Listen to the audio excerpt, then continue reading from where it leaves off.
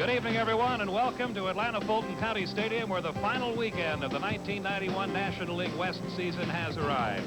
I'm Pete Van Wert, along with Don Sutton. You've gotten a little bit of a taste of the atmosphere around this stadium, and we can tell you for a fact that all of Metro Atlanta is going through the same frenzy as the 50,000 fans lucky enough to have tickets for tonight's game between the Atlanta Braves and the Houston Astros. And Don, the scene, a very simple one.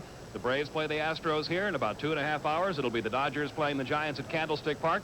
Is there an advantage to either side? Well, I think there is, Pete, and I'm glad we didn't get caught up in all the frenzy that's going on. Three things come to mind when I look forward to this weekend against the Astros. Number one, it has become a three-game season for the Braves. If they can win 2 out of the next 3 or all 3, then they're there. And I think the crowd here, the excitement that you talked about, a definite advantage for the Braves. As to whether it's an advantage or not to get on the board first, I'll tell you it is. If the Braves can win, and that goes out there first, I think that puts a lot of pressure on the Dodgers. On the other hand, if the Braves put up a score first and they lose, that takes a little of the pressure off. So if it's a win, definitely it's an advantage. I'll tell you one thing, I like the way he makes a point. We'll be back with the starting lineups and all the action from Atlanta right after this.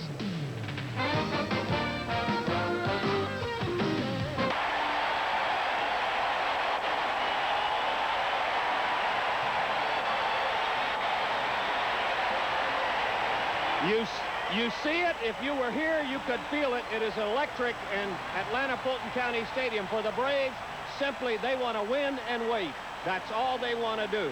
The Astros are here for 3. It's a 3-game season. Here's the starting lineup. Steve Finley will lead off in center field. Craig Biggio is catching. He'll bat second. Then it's Jeff Bagwell at first. He'll hit third. Ken Caminetti, playing third, will bat cleanup. Javier Ortiz is the right fielder. Luis Gonzalez starts in left. He'll hit sixth. Seventh is Andujar Cedeno, the shortstop. Batting eighth and playing second base, Casey Candell. Batting ninth and pitching, he's a big one, 6'7", 245. It's Jeff Juden.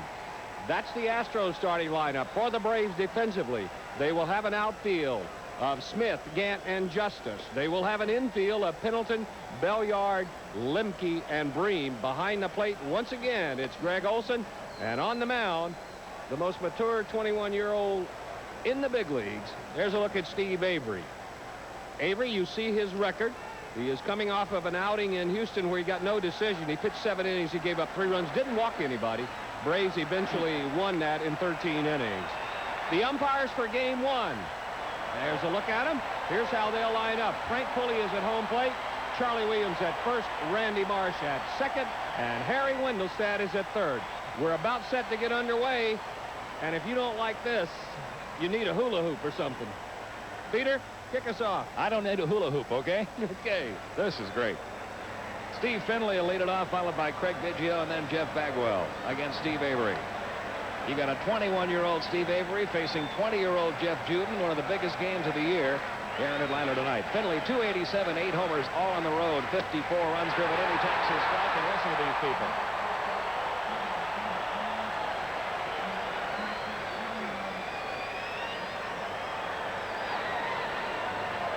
Now the 0-1 on the way, and it's just a little bit low. 1 ball, 1 strike. If you think back on the season that Steve Avery has put in, his most effective game came before a crowd this big in Los Angeles when he shut out the Dodgers. He falls behind 2-1 on Steve Finley. Pete, that's just one of the many that he has done well the second half. Look what he's done in his last 7 starts. He has been about as tough as you can be down the stretch. Here's the 2-1 to Finley, popped it foul, third base side. This will drift out of play, and the count even, 2-2. You cannot imagine the excitement in this city over the possibility of the Braves winning the West. It is everywhere that you go. There are billboards all over the city. People have their homes decorated, signs on their front lawn.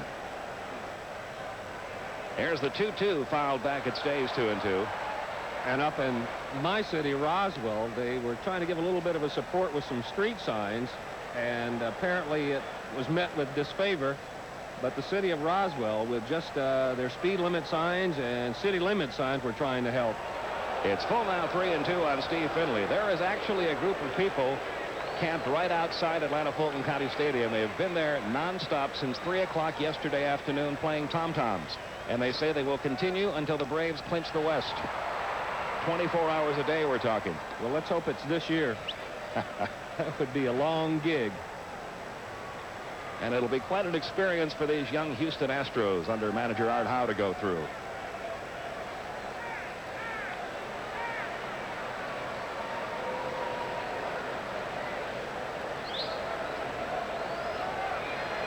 Braves manager Bobby Cox. Time has been called here, and I think there is a banner out in center field that is bothering the hitter Steve Finley. Perhaps that little orange banner right above the hitter's backdrop out there. Maybe that one. Well, you see the area just below that, Pete. It's the area where they black out the seats to give the hitters a better background, and anything that you put immediately above that or on that would be a distraction to a hitter. Well, apparently Finley says he can play through it, and a 3-2 pitch on the way to him, fouled back again. It remains 3-2. Just to give you a couple of more examples of what's going on here. Every television station in the state just about had their camera crews out here before the game to have their news teams perform, and there were so many lights it was disturbing batting practice. Down the left field line by Finley, and just into the seats above the Houston bullpen. It's still 3-2. But there were so many lights shining out on the various anchor persons that first baseman and third base could hardly see the ball when ground balls were hit, bouncing balls, because the light was right at their eye level. Another 3-2 on the way, grounded sharply to Lemke and right through him into right center field. That'll be an error right off the bat, charge to Mark Lemke.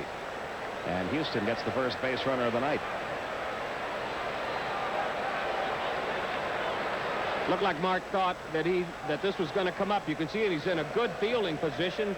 Brought the glove up just above knee high. The ball skidded on him and stayed down. That's a play he makes most of the time. Now the catcher, Craig Biggio, hitting .299 for the year with 4 homers, 45 runs driven in. Braves have had a lot of success against the Astros this year, 11-4 against Houston in the season series, but you can throw all those numbers out when you get to a series as big as this. There's a strike in the inside corner, 0-1. There is nothing these young Houston kids would love to do more than to come in here and spoil it for Atlanta. That's something that they could live all winter on.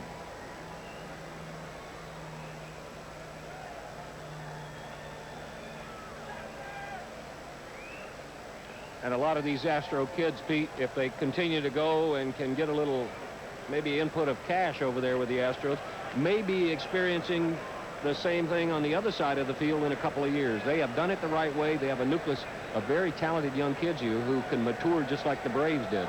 There goes the runner. The pitch hit foul. The hit and run was on. He sliced it out of play into the right, and it's 0-2 now on Craig Biggio. Steve Finley will return to first.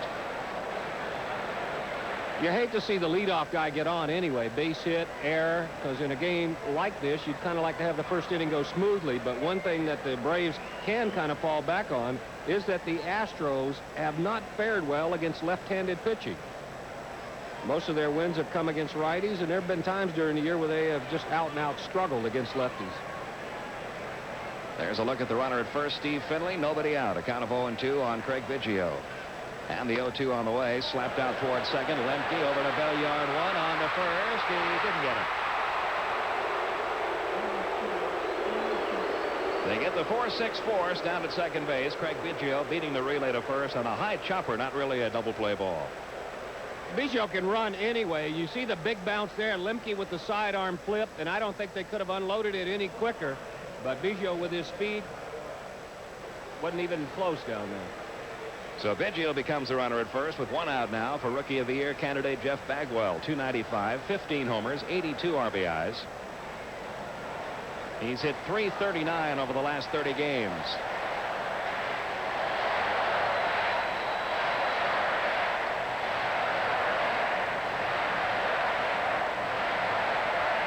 We've got a beautiful night here in Atlanta. Might have a little weather problem tomorrow. Houston also 19 of 22 on the season in base stealing against the Braves. There's a strike in the outside corner with a fastball. 0-1. The count on Jeff Bagwell. The on-deck hitter, Ken Caminiti.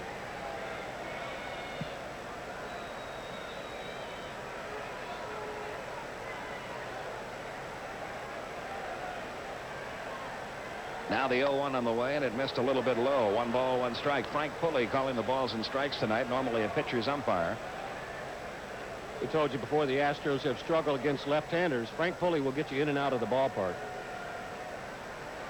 We tell you they've struggled against lefties. Actually, Caminetti and Bagwell are the only two guys who've done any long ball damage against lefties all year. Here's the 1-1 and a good swing. Didn't get it though. 1-2. There's what Don was talking about. 8 home runs against southpaws for Caminetti, 7 for Bagwell. Nobody else has more than 1. And in the National League, if you're going to win, you have to beat some left-handed pitching. 1 ball, 2 strikes, the count on Bagwell. It's even now, 2-2.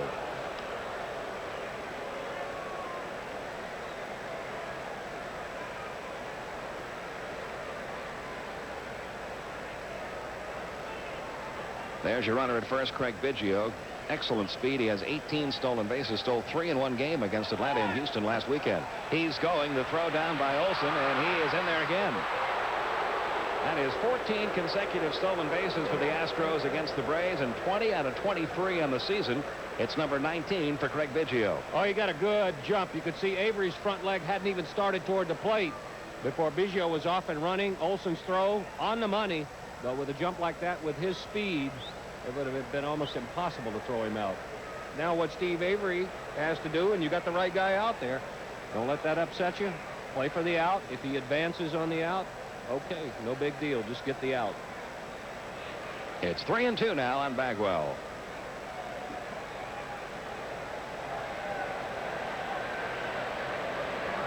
Here's the payoff pitch on the way. Fly ball, center field. Gant had him played almost perfectly. Only has to come a few steps for that one. And that's out number 2 here in the first inning.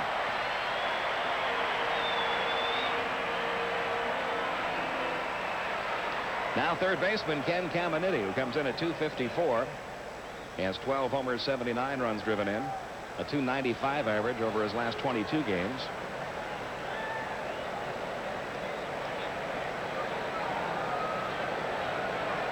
One of the few, I guess you could call him a semi-veteran on this Houston ball club. He really hasn't been around the major leagues that long, but he's one of the older players at age 28. And with what, 3 years major league experience?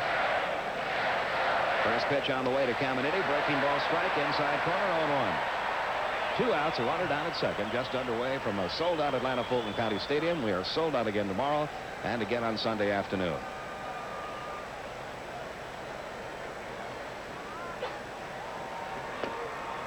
One ball, 1 strike now on Ken Caminetti. We will, by the way, be televising Sunday's game on TBS beginning at 2:05. That'll be immediately followed by the Mellow Yellow 500. We've added that Sunday game to our schedule. Here's the 1-1.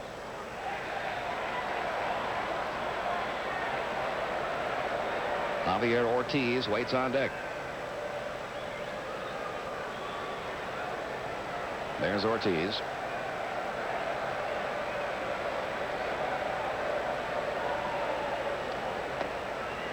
Downstairs for a ball. 3-1 the count now on Ken Caminetti.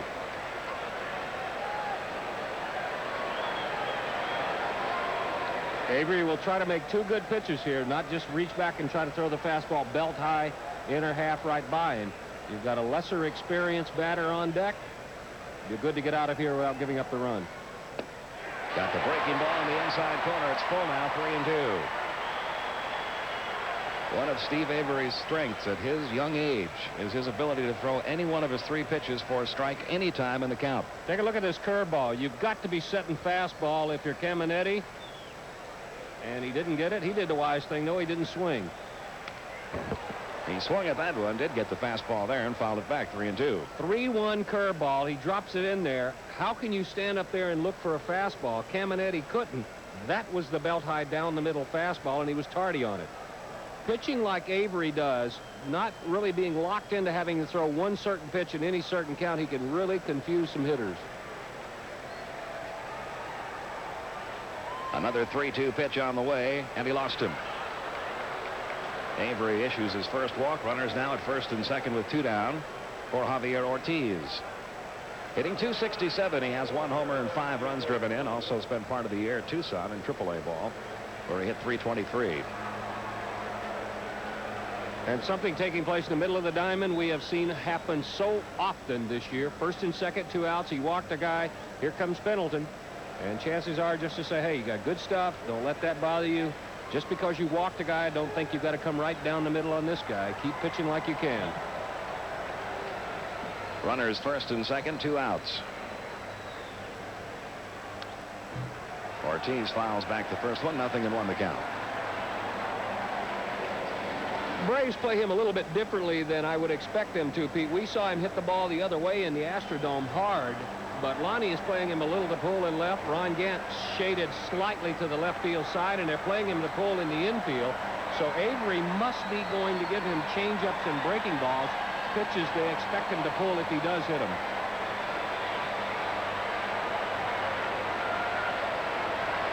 Here's the 0-1 on the way. Did not get the fastball. 0-2 on Ortiz. Either that or he's just going to throw it by him, and it doesn't matter where they're standing. Ortiz, initially a #1 draft pick of the Texas Rangers, came up in their organization. Astros got him in a minor league trade.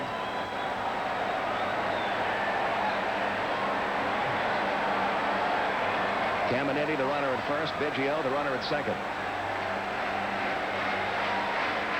And Avery's 0-2 pitch to Ortiz just missed inside. 1 ball, 2 strikes.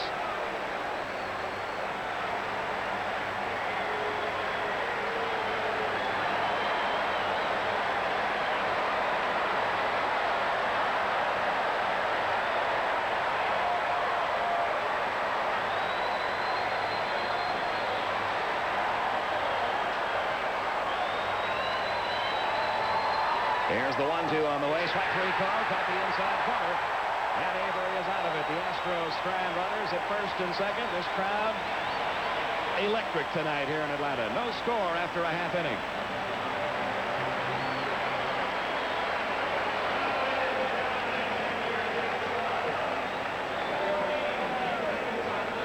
Greg Olson 7th, Rafael Belliard 8th, and Steve Avery 9th. Defensively, the Astros will have an outfield of Gonzalez, Finley, and Ortiz.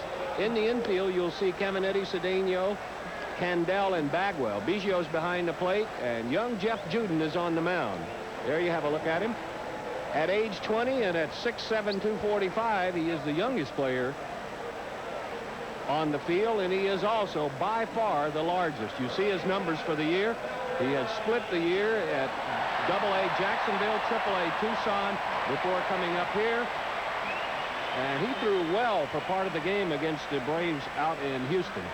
Yeah, Braves hitters are very impressed with this youngster. Lonnie Smith, Mark Lemke, Terry Pendleton due up here in the bottom half of the first inning. Lonnie at 272, 7 homers, 42 runs driven in.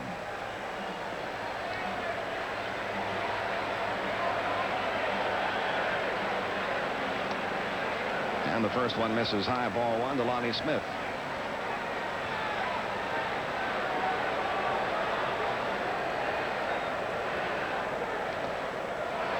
It's 2-0.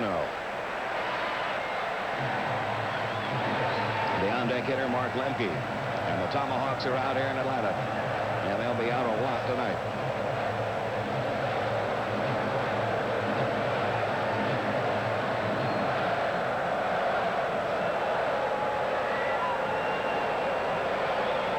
Here's the 2-0 on the way. There's a strike in the inside corner. It's 2-1 now to Lonnie Smith.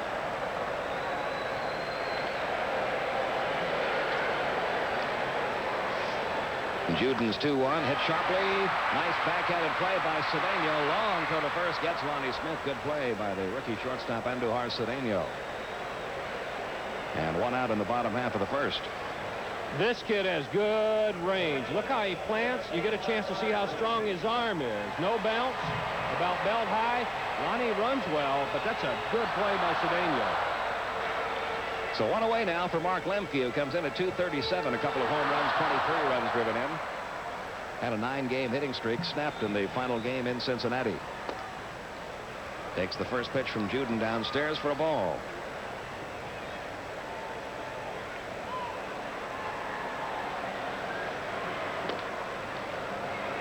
It's 2-0 now on Mark Lemke. Terry Pendleton waiting on deck.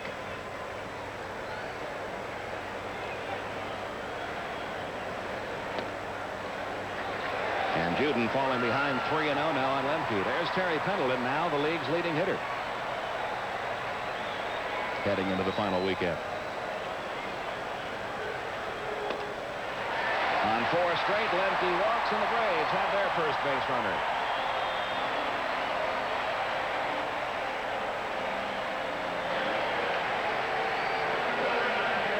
There you see the numbers Jeff Juden posted against Atlanta last Saturday. Only 1 walk and 5 strikeouts, so his control last week was very good.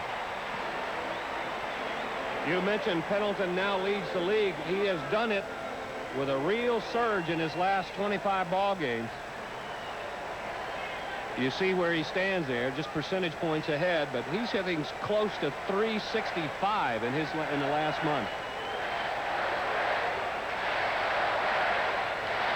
From the stretch, Juden deals and missed inside. Ball 1. He has missed with 5 in a row, and he fell behind 2-1 on Lonnie Smith before getting him, so he's only thrown 2 strikes this inning so far.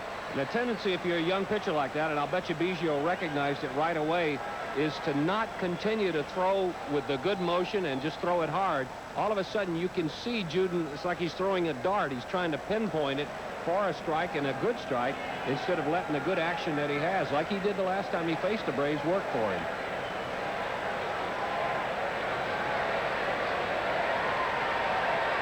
Now the 1-0 pitch on the way to Pendleton, caught the inside corner for a called strike. 1 ball, 1 strike. And I think also early on, Pete, you've seen that Frank Pulley definitely is a pitcher's umpire, but not at the knees. He has a little bit wider strike zone, and he'll give you a little bit at the top of the strike zone.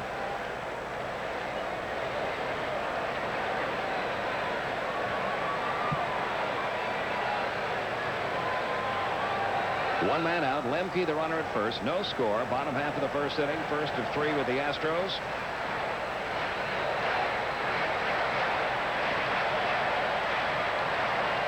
Here's the 1-1. Chopped to first. Fielded by Bagwell. His play will be on Pendleton. Down to second goes Mark Lemke. So 2 men are out. That'll bring up David Justice, who hit one of the most dramatic home runs in Atlanta Braves history on Tuesday night.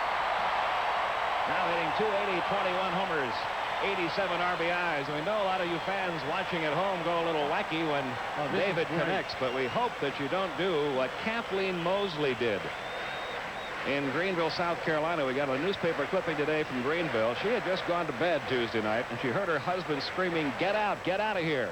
She called 911. She thought the house was being burglarized. He was talking to David Justice when he hit that home run.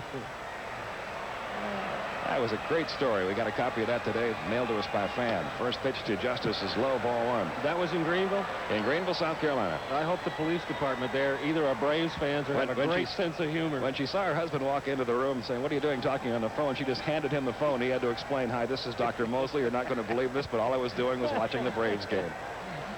Great story. Here's the 1-0 pitch. Justice could not stop his swing. It's 1-1. Lemke down at second. 2 men out. And you can see how David has delivered. You realize he has 87 RBIs, and he's missed 2 months this year. Think where he'd be if he had been healthy those 2 months. Maybe on top of the National League in that category. Here's the 1-1. Downstairs, 2-1.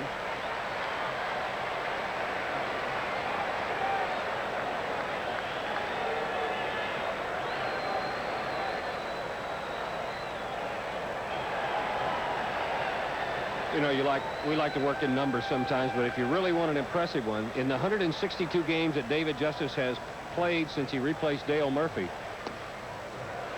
he's hitting just a shade under 300. He has 40 home runs and 133 RBIs. Nobody likes to see an institution like Dale Murphy move on, but that's a pretty good replacement. 3-1 the count now on Justice. 6'7" Jeff Juden delivers and caught the inside corner with a breaking ball. 3-2. Juden was 6-3 at Jackson, a 3.10 earned run average. That's double-A ball. Then 3-2 at Tucson with a 3.18 earned run average. So he has risen very rapidly through the Houston minor league system.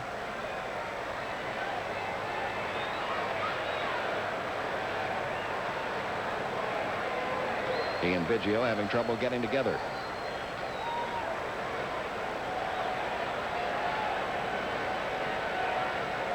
There's the on-deck hitter, Ronnie Gant.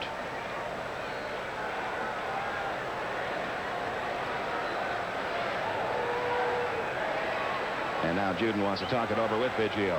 You know what happens sometimes, Pete? It's not a matter of they're disagreeing on which pitch to throw, but with a runner at second, you go into a combination of signs. It might be the first sign after 2. It might be the third sign. It might be start on one pitch and roll over at the number 5 and go back to a second or third sign. But generally, when that happens, especially with a young pitcher, he's just not sure of what signs are using. He gets David Justice swinging. And that's all for Atlanta in the bottom half of the first inning. So the walk does not hurt. The runner left down at second base. We've completed 1 in Atlanta, and we are scoreless.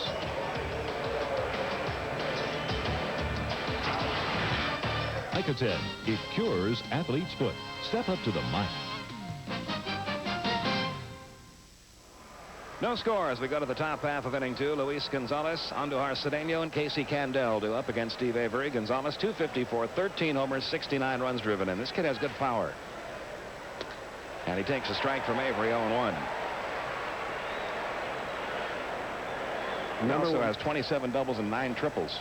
Remember the first time we saw him, he really struggled, especially against lefties. But as the years gone on, he still struck out a lot. But you can see, when you don't see a player for a month or 2 and then you see him, you can see this guy making strides. And an absolutely fearless outfielder. He's one of those guys that runs over walls and into the bullpen to try to catch everything he can get to. Here's the 1-1. 2-1 the count now, and Luis Gonzalez.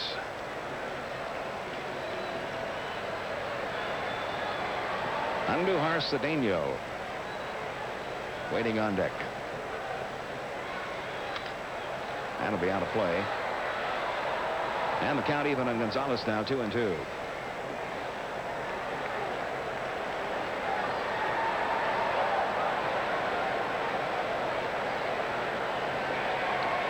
Well, you see, he's still not exactly wearing out left-handers, but if you had seen that number in late April. Right to the first baseman, Sid Breen. He will win the race to first.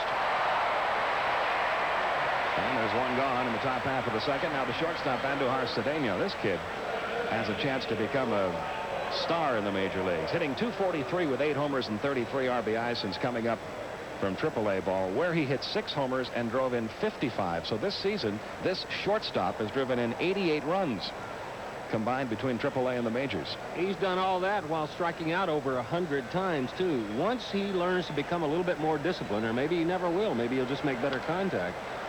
Right back our way. But as you can see right there, he does not get cheated when he's at the plate. Contrast the 2 shortstops here tonight. Both good range, both with good arms, both with pretty good speed, but boy, is there a difference in their approach to hitting. He's only walked 8 times this year, Cedeno. 1 ball, 1 strike the count. Casey Candel, the on-deck hitter.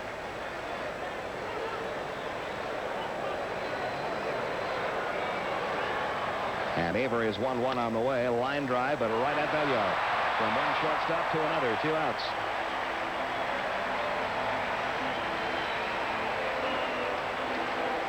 Got him with the changeup. You know he's a big swinger. He catches it right on the end of the bat.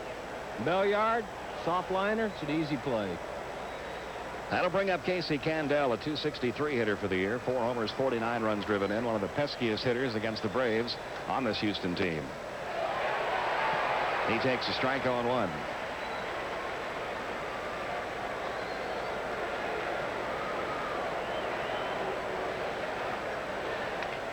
Right off the end of the bat down the first base line. It'll be picked up by Avery. Spins and throws, and Breen hung on.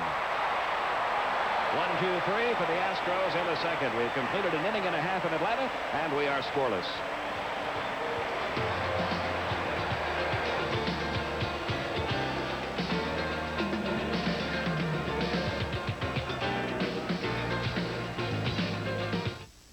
Didn't get an argument on this one because you could see it from the Astros dugout and from where we are, but watch the ball in Breen's glove. Bounces out, then he recollects it. from this angle, you can see the umpire coming down from home plate. It's Charlie Williams' call. Charlie, absolutely no chance to see this. So a lot of times you wonder why there are arguments. Umpires who work hard and do their job, and Charlie did there. He came off the line, got over into position to make the call. But when Breen turned inside, he was absolutely shielded from it, and he made the right call based on everything he saw. Braves may have caught a break, though. Ronnie Gant, Sid Bream, and Greg Olson due up in the bottom half of inning 2. Gant will start at 247 hitter, 31 homers, 102 RBIs. He could reach 100 in another category on this final weekend. Needs to score 3 more runs to reach the century mark. And he takes ball 1 from Jeff Juden.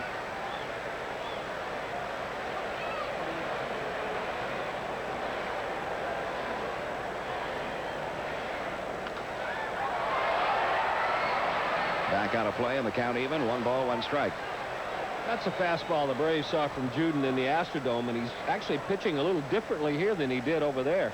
In the Astrodome, he went right after the hitters and got ahead with the fastball, then went to his other stuff. He's doing just the opposite so far tonight.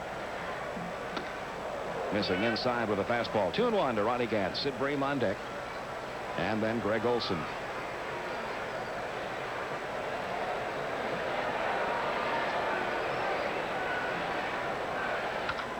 Into left field, base hit for Ronnie Gant. The lead off the bottom half of inning 2.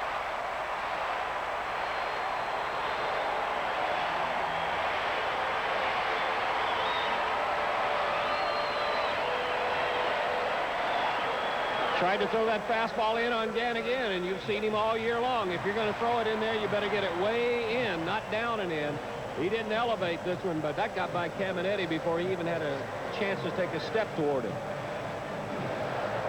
Now Sid Bream, 253, 11 homers, 45 RBIs. The Tomahawks are out, and the war chant reverberates around Atlanta Fulton County Stadium. Custer didn't see this many Tomahawks.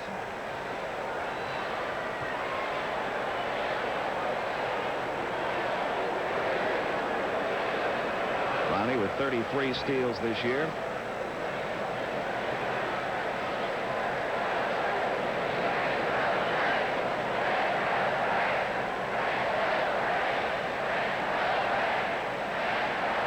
Gant is going. The throw down by Biggio will be late. Ronnie Gant has stolen his 34th.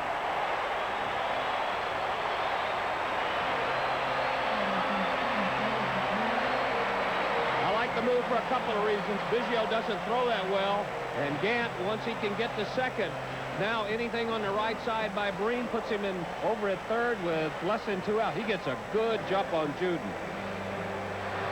Even running in his new high-top spats, he gets a good jump and gets down in a hurry. The count 0-1 on Sid Bream.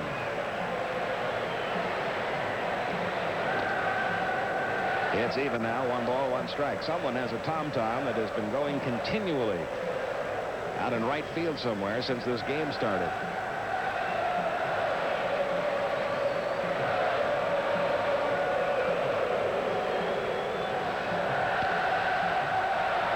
This will get the runner over to third. Bream retired for the first out. Gant now at third with 1 out for Greg Olson. That's some unselfish hitting on Sid Bream's part.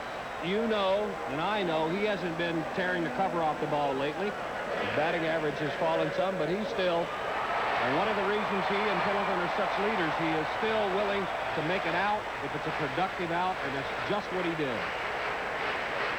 Greg Olson, 243 for the year. 6 homers, 43 RBIs. He's delivered in spots like this all year long.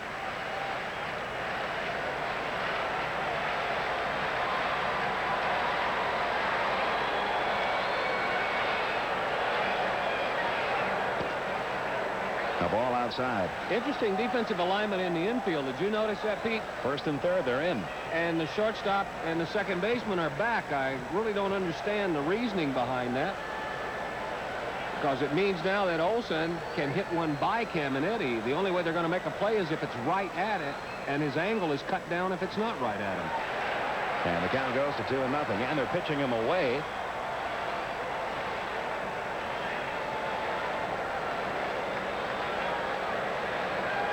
So he would really have to get around on one to hit one right at Caminiti if they're going to pitch him out there.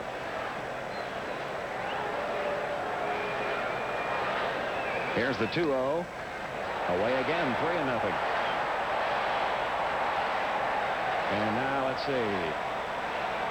Candell came over toward the bag at second as if they were going to intentionally walk Olsen, but apparently not, because he's going back now.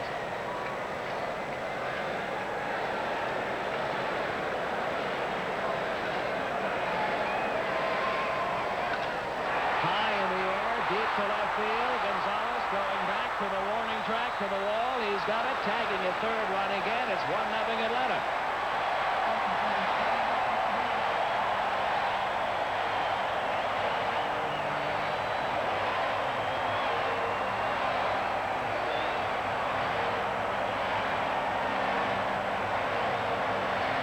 RBI number 44 for Greg Olsen. Got the green light, 3-0. Got a fastball belt high. Got it in the air. The fly ball to left. Ole knows that's probably not going out, but it's got to be deep enough to score Gant. That is textbook manufacturing a run. Get the single, steal second, ground ball out to get the third, fly ball to get him in. Here's Rafael Belliard swinging at the first pitch toward short. Cedeno can't handle it.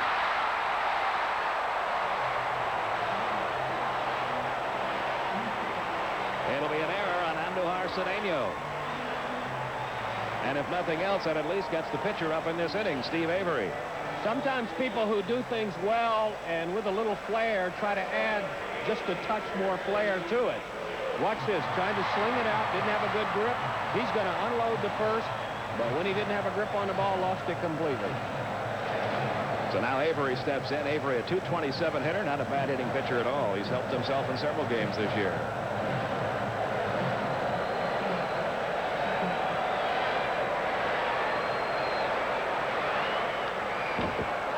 Nothing and 1 to count on Avery. A run in. Braves on top 1-0. Bottom half of inning 2. Pete Van Weren, Don Sutton with you from a sold-out Atlanta Fulton County Stadium. This place holds a little over 50,000. If it held 150,000, you could have sold it out today.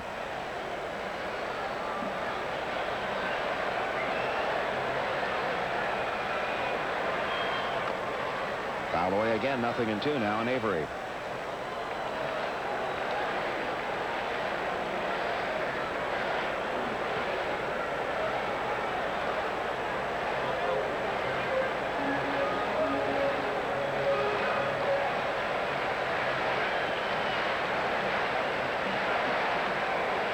The odds back in April that Atlanta and Houston, the final week of the season, would be sellouts, 3 of them. You could have gotten just about anything you wanted on that. By the way, Pete, what's the status of the Avery Glavine slugfest now that Tom has probably seen his last start of the year? It is still dead even, 17 hits apiece. So it's right in Avery's hands. There's a lot in that young man's hands tonight. Tom Glavine, who won his 20th in Cincinnati on Wednesday night. It's 1-2 now on Steve Avery. I don't know about you, but you saw a shot at Glavine. I was very proud of him, the way he handled the ball game, the way he handled his comments afterwards.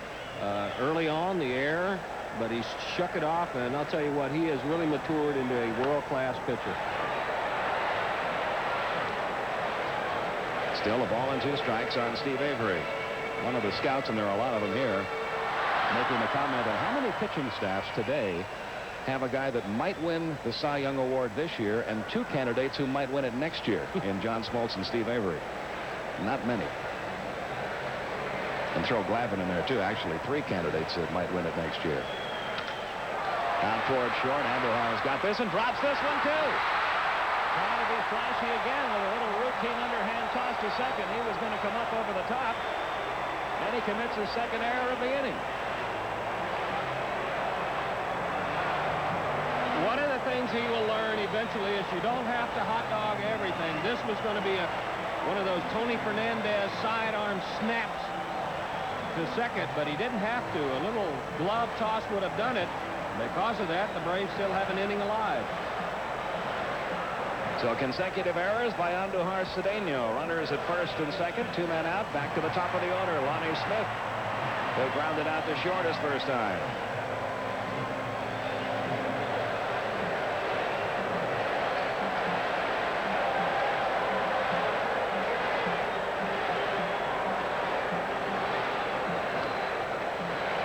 A ball and no strikes on Lonnie. That coming on that incredible 6-game road trip.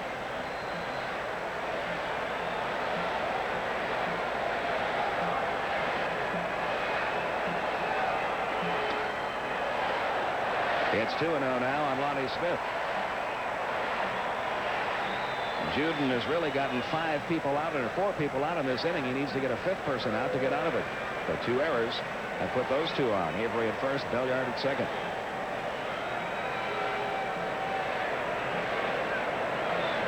And the 2-0 on the way. Ripped foul on the left side. Count goes to 2-1. You're very fortunate if you can come into the big leagues as a young pitcher and immediately start playing on a good ball club that does all the right things, plays good defense, scores run, and a contender. What Jeff Juden is going through is a part of the educational process that so many over there are going through on the Astros. And unfortunately, when you're the pitcher, sometimes the cost of tuition is very high. Here's his 2-1 now to Lonnie Smith, missing high, 3-1. One more bad one, they'd be loaded for Mark Lemke, who you saw a moment ago in the on-deck circle.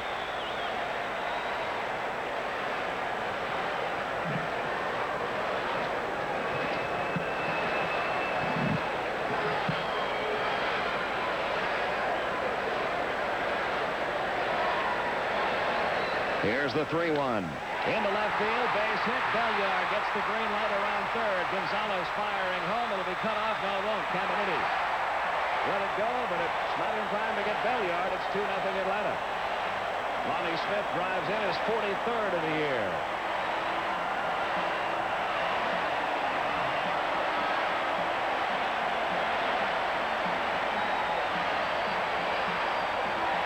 Good ball club takes advantage of the mistakes of a young ball club. Lonnie now 11 for 23. And you don't know in a game like this early in the ball game for Steve Avery how much bigger that second run becomes. It's more than twice as big as one. And Art Howe out to the mound to try to settle down his young pitcher. And that's the way a young manager can really make an impression on a young ball club. When he got out there, he had a smile on his face, just trying to say, look, I know you're in a little bit of a jam right now, but I've still got confidence in you. You should be out of the inning. What else can he say?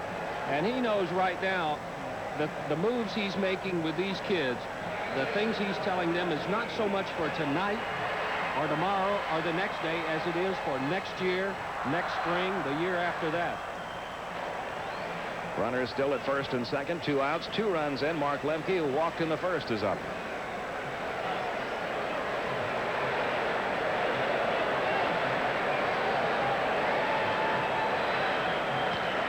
A ball high to Lemke.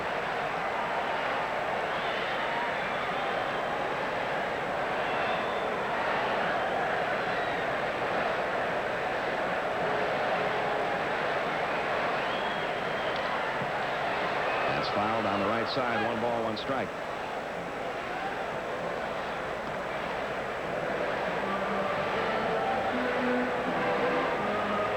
Despite the frenzy that the fans have shown in this city for the last month, really, the demeanor of the ball club still as even as you could imagine. It's still very hard to tell after a game when you walk in a Braves clubhouse whether the Braves won or lost the game. It's that the disposition is that even.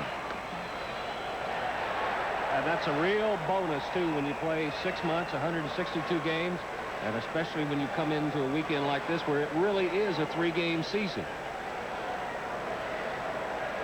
Good to see Marvin Freeman back in the dugout.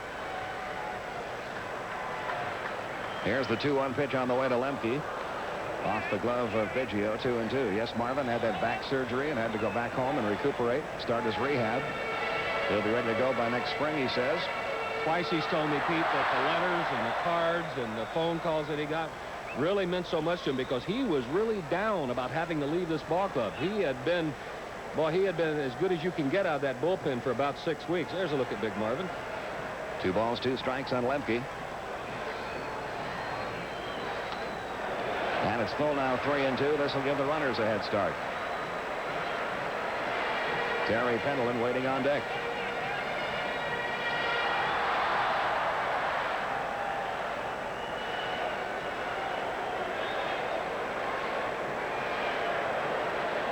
Lonnie Smith will break from first. Avery will take off from second. On a 3-2 pitch to Mark Lemke. Here it comes. Ground ball right side. Up with it Bagwell. He'll win the race to first. And Juden gets out of it with no further damage. But the Braves taking advantage of some misplays and creating 1 run themselves. Take a 2-0 lead after 2 here in Atlanta.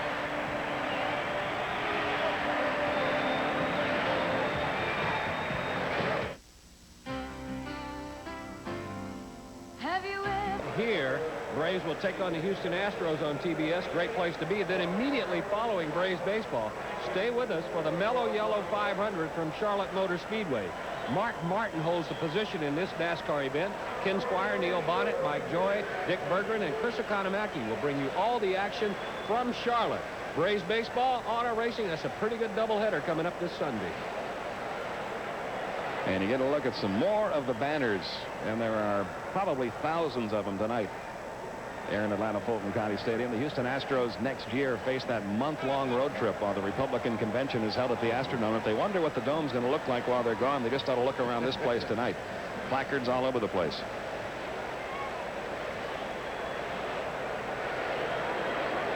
Pitcher Jeff Juden leads off the 3rd. Still seeking his first major league hit.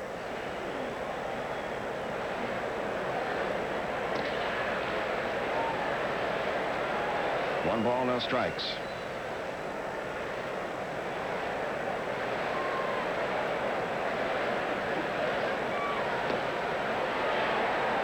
It's 1-1 now, and Jeff Juden must have borrowed those batting gloves from Primetime, huh? Those are glow-in-the-dark gloves. Little neon. Here's the 1-1. Foul back. Speaking of Primetime, the Falcons off this weekend, so he is available for the entire weekend series.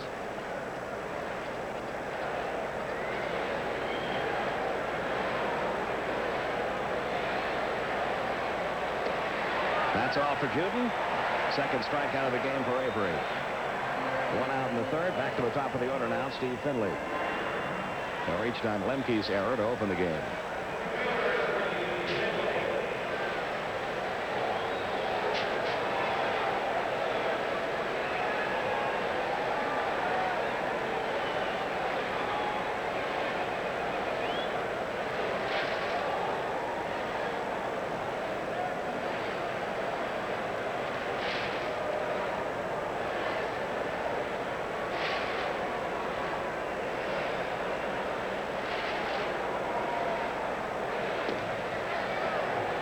One ball, no strikes, and Steve Finley. Dodgers and Giants at Candlestick Park later on tonight. Ramon Martinez against Bud Black.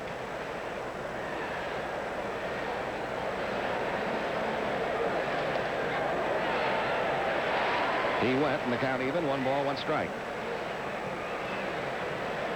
You know what a plus it is having a kid like Avery mature as he has this year and pitch so well down the stretch. But how good is it for the Braves to have had 4 healthy starters all year? That's really been a remarkable stretch for all 4. I can't think of another club in baseball that might have 4 starters who are looking at, what, 35, 36 starts? Smoltz, Avery, Leibrandt, Glavin, none of them have missed a single turn. It's 3-1 now on Steve Finley. Look at that. And that's all part of a good year, too. You've got to have a little luck involved. You've got to stay healthy. Full count 3-2 now on Steve Finley. Well, you stop and think how many possible ways. There's a look at John. Mark Grant there. Doing his Frank Foley imitation, by the way. That'll be out of play. Still 3-2. Biggio waiting on deck. 1 man out. Bases empty. We're in the top of the 3rd. Braves leading at 2-0.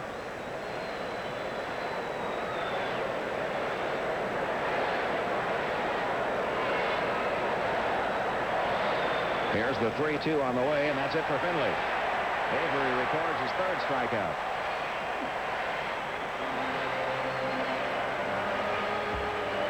Well, he's a pretty good contact hitter, but Avery has thrown him some nasty pitches tonight. This is the fastball just on the outer half of the plate. Watch the movement right at the end. As it goes down, it's almost like it flattens out rather than continuing to sink. Now Biggio hit into a 4-6 force play in the first inning, then stole a base.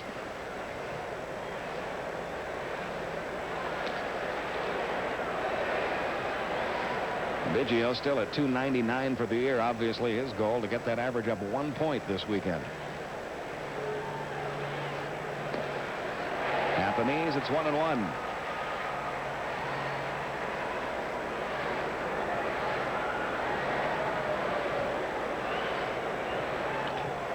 High in the air, left center field. Lonnie Smith coming over. Ronnie Gant coming over. Gant will take it. And it's a 1-2-3 inning for Steve Avery. Nothing doing for the Astros in the third. After 2.5, still 2-0. Atlanta.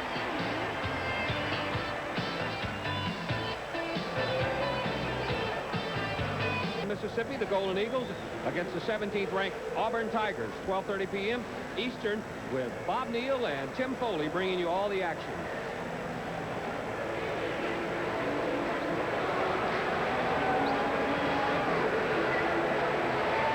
Don't need to say much tonight, do you? Just let the pictures tell the story.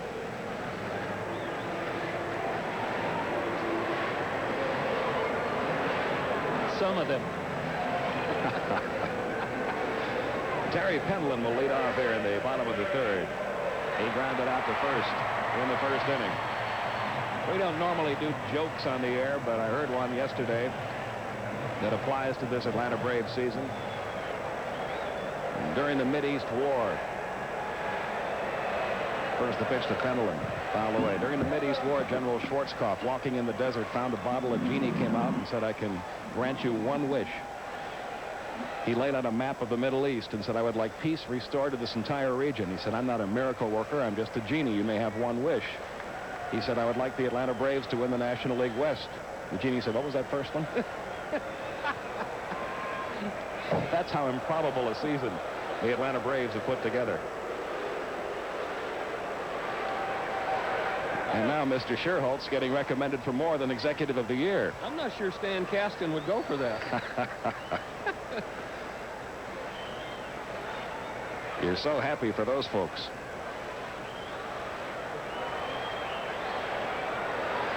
Here's the 1-1 to Pendleton, fouled away. It's 1-2. Boy, the year that has happened, we say it often, but he's earned it. This guy right here, right in the middle of it, he has brought so much good to this ball club, in the clubhouse, on the field, in the dugout. He's done a lot for himself, too. And you know what's overlooked in all the numbers we talk about, and the fact that he is chasing for the batting title? He's out of there this time. Juden gets him swinging. Second strikeout of the game for Jeff Juden. Is that he is battling Howard Johnson for the total base lead right here in the National League. That's something we haven't talked about that much. One away, and now David Justice, who is a strikeout victim back in the first inning.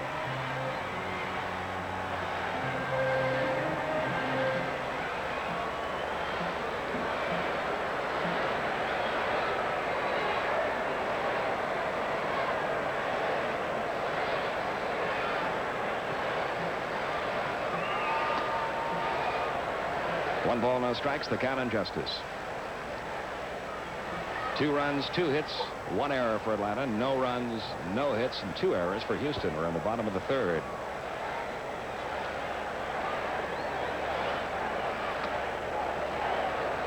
Missing high, 2-0.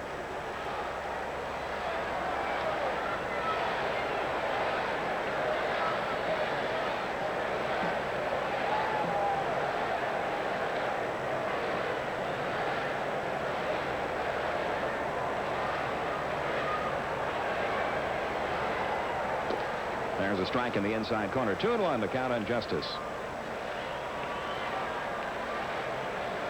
Ronnie Gant waits on deck. Jeff Juden, 20 years old, 6'7", 245, from Salem, Massachusetts. First round pick in '89 by the Astros.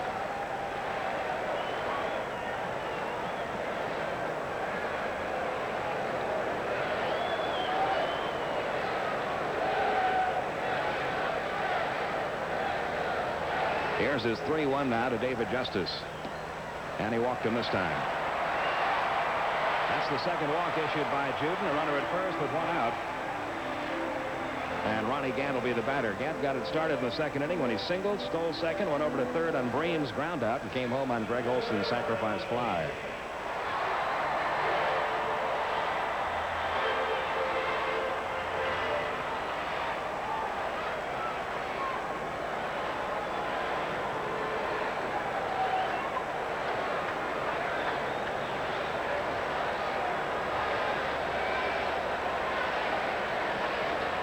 Juden throws it by Bagwell. Justice on his way to second. He's going to make it over to third. Bagwell finally catches up with it. And another Houston error. Their third of the game. Gives the Braves another scoring opportunity.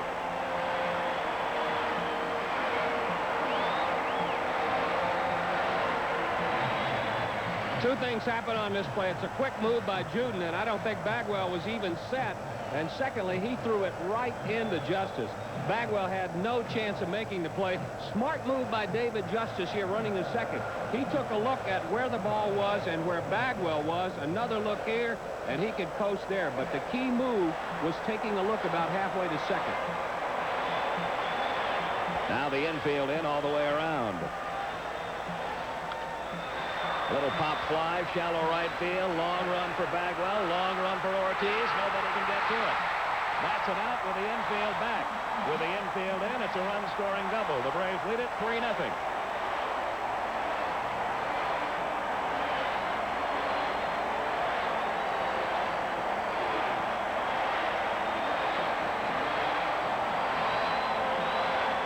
You win ball games when you create runs on your own and take advantage of the other team's mistakes.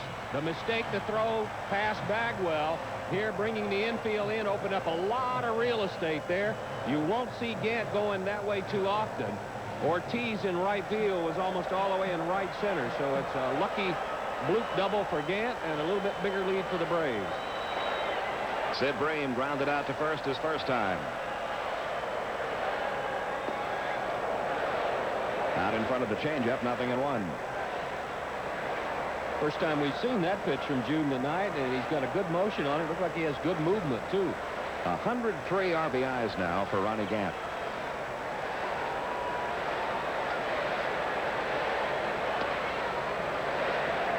One ball, one strike on Sid Bream. How many more runs does he need now for that century mark?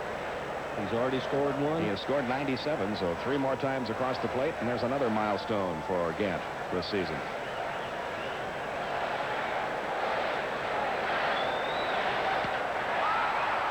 Deep to left field, Gonzalez back to the track and makes the catch. Good play by Luis Gonzalez. Gant has to go back to second base. He was playing it halfway. So 2 men out now with Gant at second. Greg Olson will be the batter. You mentioned how aggressive he is. He got turned around a little bit here, but look at the eyes, the head. It didn't bob.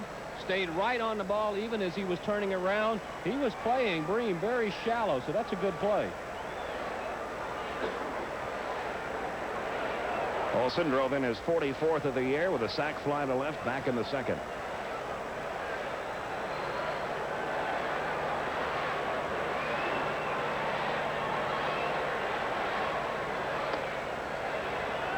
A ball inside. Actually, Gant only needs to score twice more to hit the 100 mark. He scored back in the second inning. And I'll tell you what, you hit 30 home runs, steal 30 bases, score 100 runs, and drive in 100. Those are 4 categories. They're very meaningful offensively. 1-1 to Greg Olson.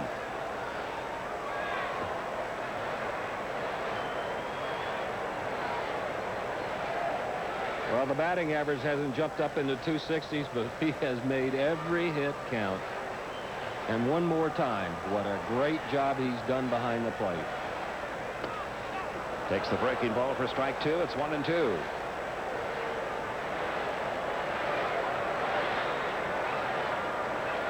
Rafael Belliard in the on-deck circle. 3 runs, 3 hits, 1 error for Atlanta. No runs, no hits, 3 errors for Houston. We're in the bottom of the third with 2 outs.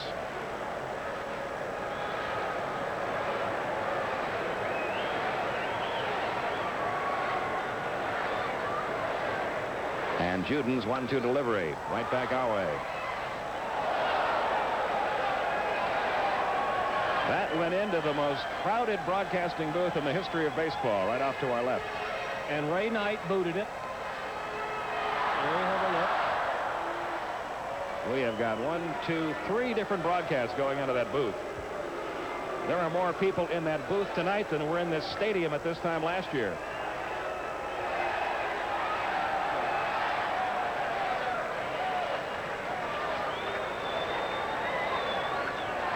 High in the air, deep to right center. Finley's a good outfielder and gets to it easily, and that's all for Atlanta in the third. But the Braves add to their lead on the run-scoring double by Ronnie Gant. And at the end of 3, it's 3-0 Braves.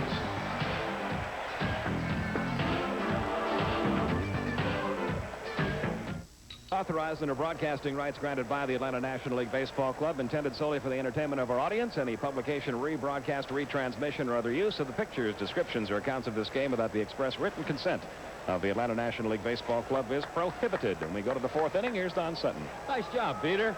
3-0 lead for Avery. Bagwell, Caminiti, and Ortiz first due up. Did he check his swing on that? Charlie Williams says so. Then it's 1-0. Avery gave up the 2 hits in the first. Good fastball, 1-1. Actually, Avery gave up the 2 base runners in the first. The Astros at this point haven't gotten a base hit. The error by Lemke, and then a walk from Avery. To Pendleton, little trouble handling it, but he's got him. 1 gone for Caminiti. Hangs up in his glove for just an instant before he's able to make the throw. But he got him easily. Caminiti drew that walk in the first inning. And then Avery struck out Ortiz to end it. First pitch swinging back our way. It's 0-1. Braves have won 19 out of the last 26, 29 out of the last 32, and have the best record in the major leagues. They've moved ahead of Minnesota in that category at 53-27 for the second half. It's a ball and a strike to Caminiti. If the club can win tonight, there'll be 26 games over 500. That'll be a first in Atlanta Braves history. Foul past Phil Garner, coach's third for the Astros. 1-2. And how about the attendance this year? Good chance tonight of going over 2,050,000. That would almost double last year's. Just outside, 2-2. So Braves baseball, the hottest item in the Southeast now.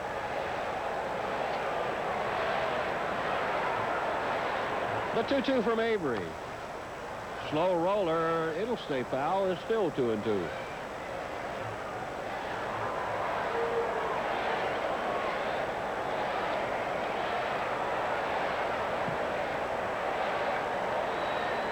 And it's not just Atlanta. You mentioned the hottest thing in the Southeast, and you're right about that, because we're getting all sorts of indications that they're having viewer parties and listener parties all over the Southeast. And the Braves menu today at the Palmer Stone Elementary School in Oxford, Georgia: tomahawk burgers, tom-tom tater tots, victory coleslaw, and home run cookies served with justice. Again, the 2-2. Just outside. It's 3-2 to Caminiti. That's Ortiz. He'll hit next.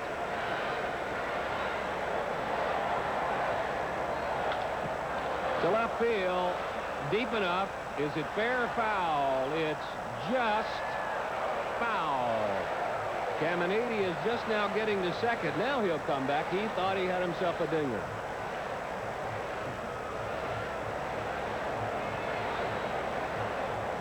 Still 3 balls and 2 strikes. Did a radio talk show this afternoon on one of the affiliates that carries Braves baseball, WGOW.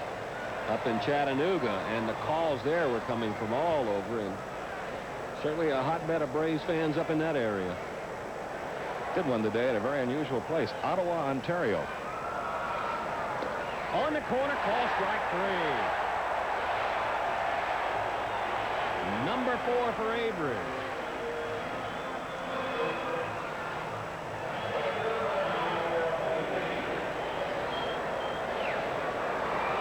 Avery is now set down 9 in a row. Borderline, but we've told you before, Frank Pulley is a pitcher's umpire. Most of the borderline calls go to the pitcher.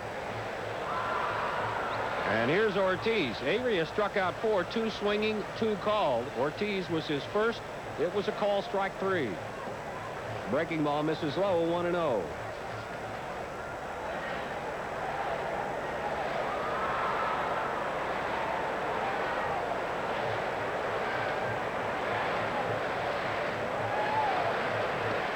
Good changeup, 1-1.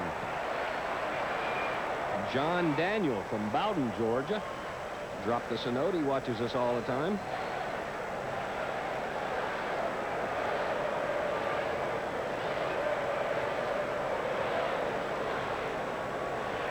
One and one to Ortiz. In the air, shallow center. Belliard is back. Lemke is back, but it's Gant who's going to take charge. He's got it. It's another easy inning for Avery. That's 10 in a row he's set down. We'll head to the bottom of the 4th. Braves lead it 3-0.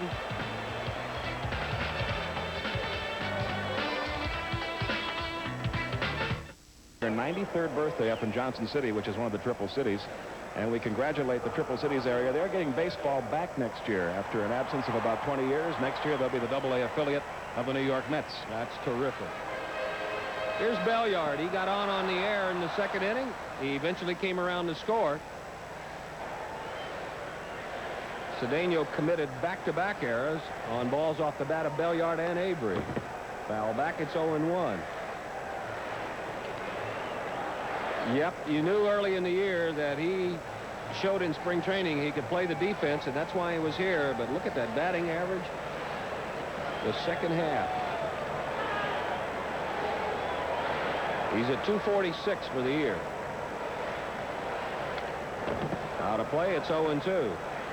We want to send along get well wishes to Mr. Ralph Fleischer. He's in Sistersville, West Virginia. Big Braves fan. Had tickets to come down and watch this week, but he's fighting a little battle of his own with pneumonia, and we certainly hope Ralph get well soon. There's Avery. He's next.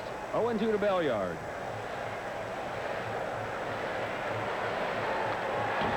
Out of play, still 0-2.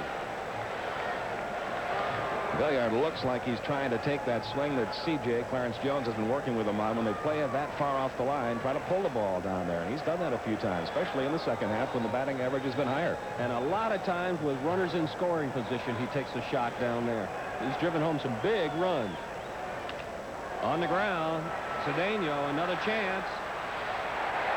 Oh, close at first. We might get an argument out of this one.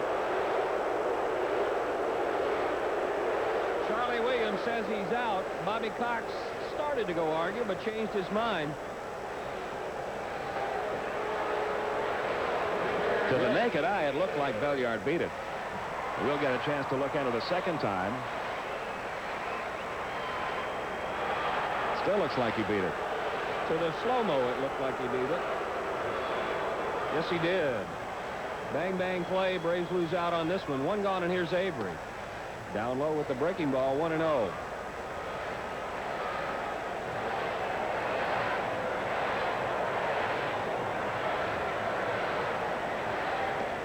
That's low. It's 2-0.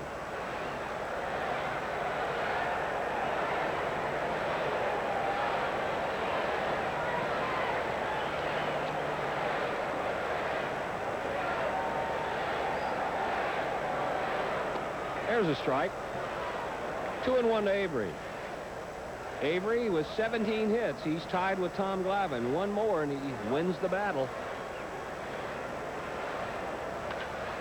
Right side, but Candell is going to close the gap to Bagwell, and Avery's gone. 2 outs.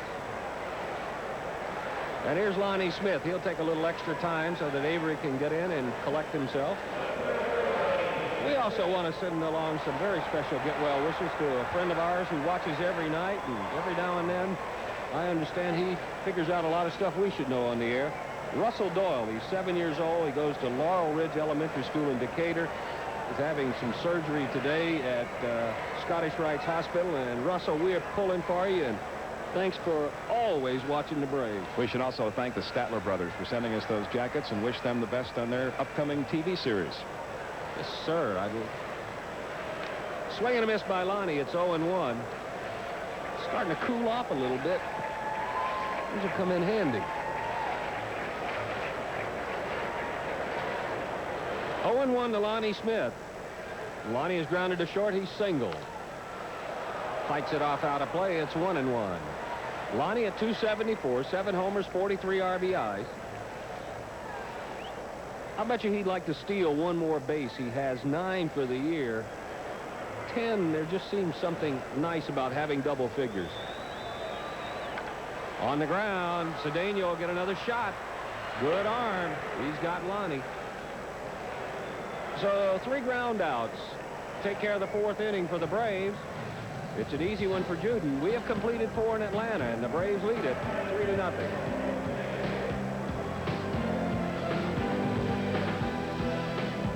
Gonzalez, Cedeno, and Candel. First pitch swinging, bring the short hop. He'll take it himself. 1 pitch, 1 out, 11 in a row set down by Avery.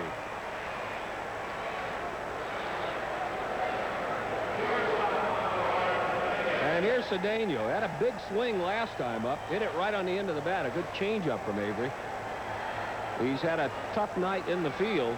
A couple of difficult plays that he was able to turn, but a couple of errors. Strike 1. Hernandez is starting to throw down in the Astros bullpen. Pitcher spot 4th due up.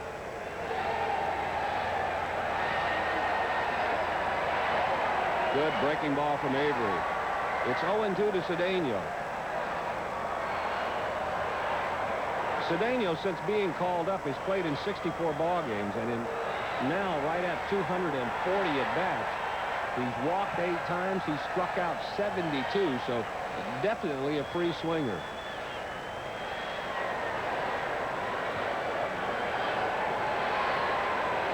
But don't make a mistake on him. Combined this year, AAA in the big leagues, 14 homers, 88 RBIs for a shortstop. Down low, it's 1-2. He has a couple of guys over there with the Astros. That's Casey Candel. He'll hit next. Fouled out of play. It's still 1-2. Who teach hitting very well. Phil Garner knows a lot about hitting. Phil Garner had to battle, work on his hitting, and they're right there. Art Howe. Art Howe could have been, well, he does have a degree. He could have been a professor of hitting. So he's got some people that will be patient with him and help him work. And they'll have to be patient with swings like that. Gets him on strikes. That's number 5 for Avery.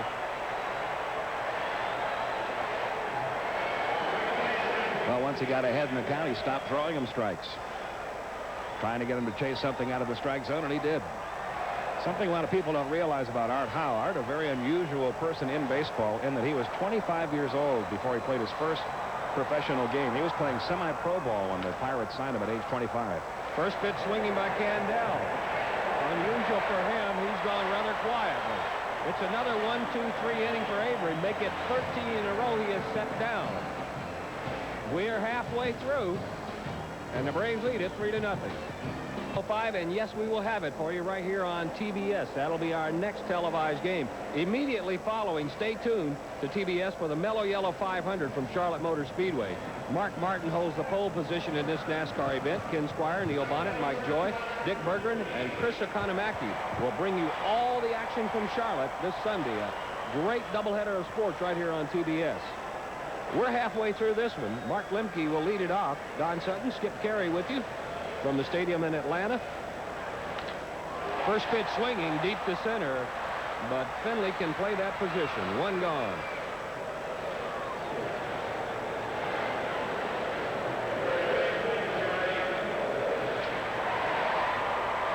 Skip Pendleton has had himself a great year with the batting average and all he's done, but you know, there's something we've overlooked in our conversations about him. Look where he is in total bases. If he doesn't win the MVP, if the Braves win it and he doesn't win the MVP, boy, it's going to be a little tough to take. 21 homers, 34 doubles. He's 0 for 2 tonight. Takes ball 1 inside.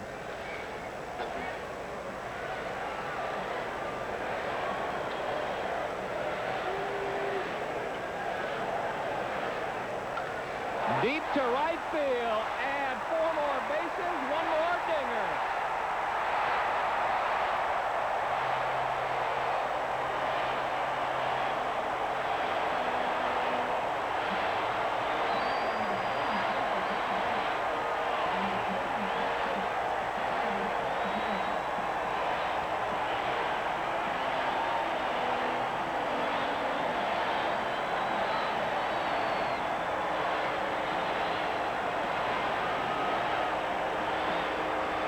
Looked like he took a pitch out away from him. He did. Oh, and he nailed it. That's number 22 and number 85. And a 4-0 lead for the Braves. Here's David Justice. Gets a piece of it. It's 0-1. Justice has struck out. He's walked. He's scored 1.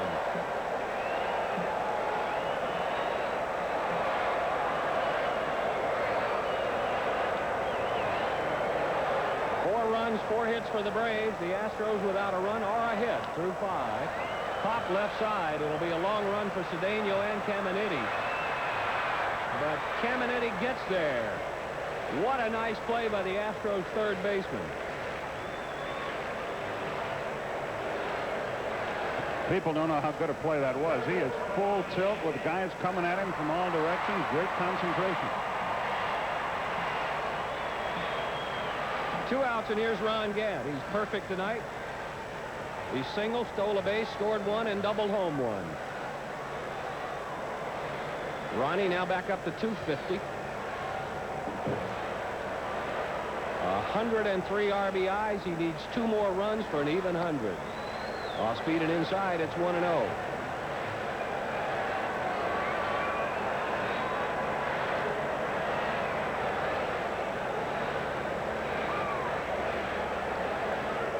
Outside, that's 2-0.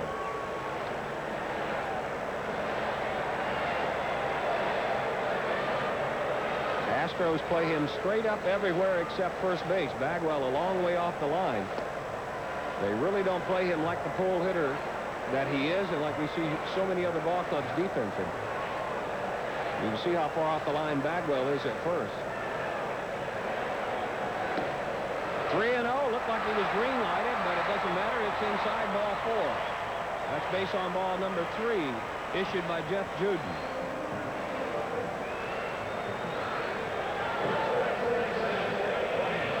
Art Howe having a look at his lineup card. There's nobody throwing in the Astros bullpen. Here's Breen. He's grounded to first. He's flied to left. The fly ball to left, a nice running catch by Gonzalez. Gant back in plenty of time.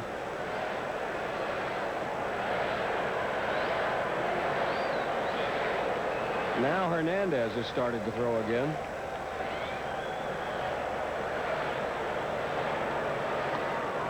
Gant started to go, and it looked like Juden might have tipped off the pitch out. It was a pitch out. So it's 1-0 to Breen. Braves with 2 in the second, 1 in the third, and 1 in the fifth lead it 4-0. A little bit bigger lead by Gant. He's not going. That's a strike. 1-1. In 82. Skip, were there as many banners as we have here now?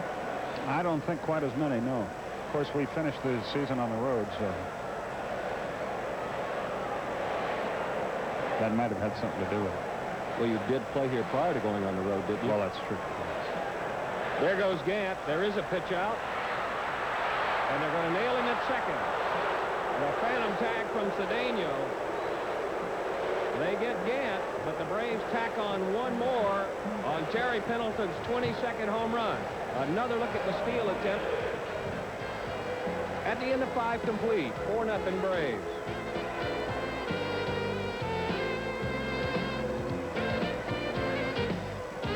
The Pirates by 1 over Montreal, and Cincinnati and San Diego later on. The Yankees have a lead tonight. Detroit and Baltimore tied, and you see the rest of the meaningless American League score. The Astros are going to go to a pinch hitter. It'll be right-handed hitter Gary Cooper. Cooper 2 for 11 since being recalled from Tucson. First pitch swinging. Pop right side. Lemke is there. Bream is there. It's Bream taking charge. So the Astros swinging at a lot of first pitches, and Avery getting a lot of quick outs. So that'll wrap up the night for Juden. He pitched 5 innings, gave up 4 hits, 4 runs. 3 of them were earned. Struck out 2. He walked 3.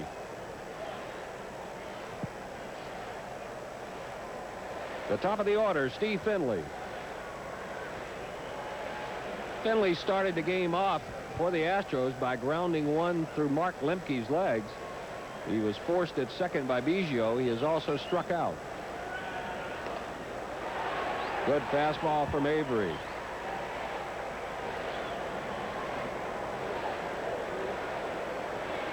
Oh, 0-1 to Finley.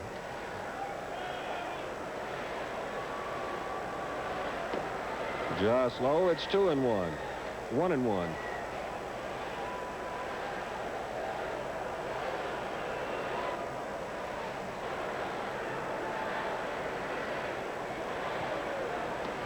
Curveball is there. Strike 2. Finley at 286. Got off to a little bit of a slow start this year, but he's hit over 300 since early in May. He's had 44 ball games this year where he has had 2 or more hits for the Astros. To left field. Lonnie back a couple of steps. Got him. 2 outs in the 6th. That's 15 in a row set down by Steve Avery. And here's Biggio.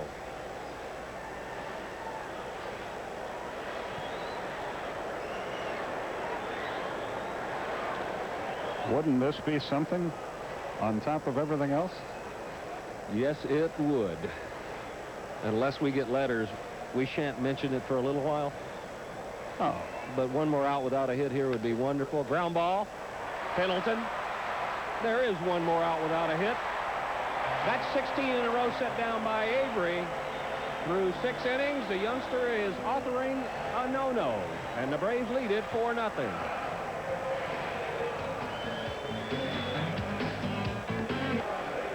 Astros will have a new pitcher. It's Hernandez. He'll be pitching in his 31st ball game. 2-7 with a 5 earned run average. Tell you what, Don, what a difference a year makes. A year ago, I was just talking to some of the Houston press, some friends of mine. A year ago, they came in about this time. It was fan appreciation night, nobody in the ballpark. And a couple of these guys went down and bought several Braves tickets, thinking they had a better chance to win a prize that way than they would have in the lottery. They didn't try to buy any tonight. No chance. Hernandez is ready. It'll be Bream, Olsen, and Belliard. First 3 due up in the 6th for the Braves. Braves lead it 4-0. Gant, Belliard, Justice, and Pendleton have each scored 1.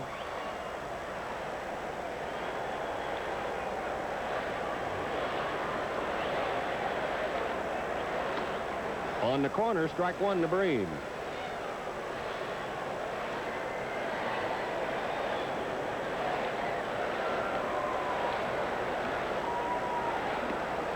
Off speed and low. First batters that he has faced this year have really given Hernandez problems. They're 13 out of 24. That's over 500. Down low, it's 2-1. You saw his numbers, 2-7 with an earned run average of 5. That's not real good. His last 10 outings, though, he's 2-1 with 3 saves. So he has pitched better after being recalled from Tucson. Line drive, center field, and make that 14 out of 25 for the first batter.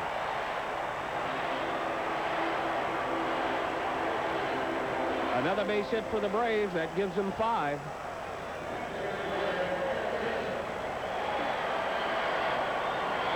And here's Olsen. He'll have a long look down at Jimmy Williams at third. Caminetti and Bagwell talking it over across the diamond. Caminetti in even with the bag. He's looking for Olsen to bunt.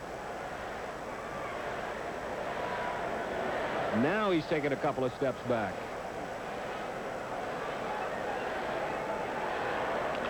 And he's swinging. Ground ball, could be two. Cedeno, Candell, Bagwell. One pitch, 2 outs. 6-4-3 if you're scoring it. And 2 gone for Belliard.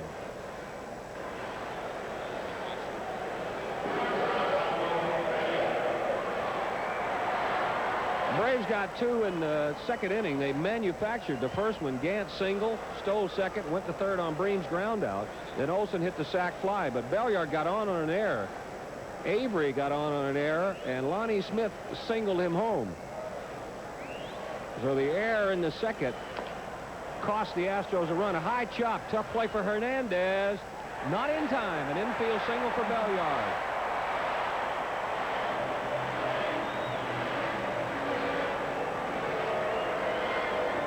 Well, the Astros are used to this kind of base hit. Normally it comes in their plays. They hit this one right off the plate. And being on the mound didn't help Hernandez there either. He sort of staggered a little bit on the hill. So Belliard is on again. That means Avery will not lead off next inning. He'll bat here. Steve on an error. Grounded to second. 0 for 2 tonight. Batting average at .221. 17 for 77. Strike 1 on the corner. Hernandez, a running fastball that he likes to keep down around the knees. When he's on, he gives up a lot of ground balls. That's off speed and away. It's 1-1. Cam Bonifay, one of the Pirates' advanced scouts here, looking in again, wants to be remembered to his family down in Macon. Swing by Avery. It's 1-2. Cam out of Georgia Tech. Also want to send along some get well wishes to Daniel Branham. He broke his arm. Going to miss fall T-ball. So we hope he gets well in time for the spring edition. Hope he didn't do it doing the chop. Strike 3 to Avery. So Hernandez gives up a pair of singles in the inning, but the Braves come out of it with only 1 base runner stranded. We've completed 6 in Atlanta. Braves are tomahawking the Astros 4-0.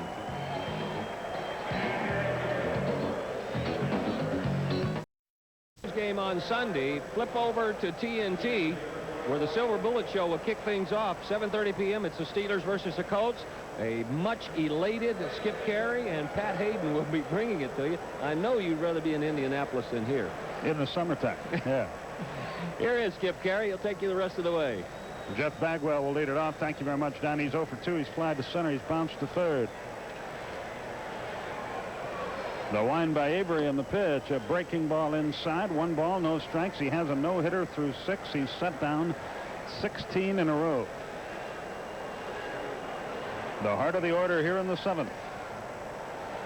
It's low. It's 2-0. He allowed a couple of base runners in the first, 1 on an error, and that has been that. He looked hittable in the first inning, but since then he has really gotten in the groove. Sawed him off. Little tap to second. Lemke went out. 17 in a row. Caminiti, the batter, he flirted with a home run his last time, hit it foul, then struck out.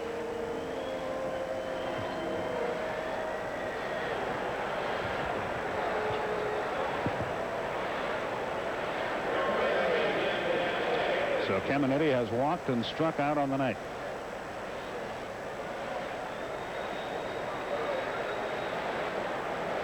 Avery. Line drive at the shortstop. 2 out. 18 in a row. The no-hitter still in effect. And Javier Ortiz, the batter.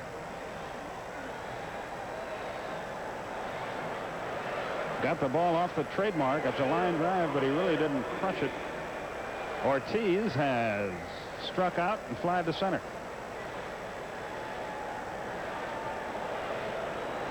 Michelle Miller, a nurse over at Piedmont Hospital, celebrating her 30th birthday tonight. Walter Gretsch, 81 years old this evening. Both looking in, rooting for the Braves. Ortiz at 260 now. Avery deals. A little low. 1 ball, no strikes.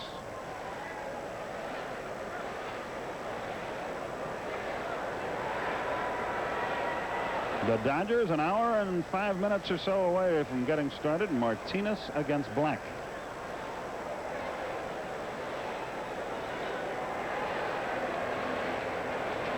Ortiz stands in there. Up and in. 2-0. 2 balls, no strikes.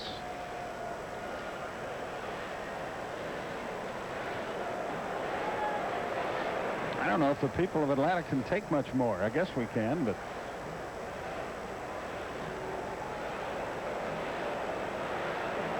two balls, no strikes.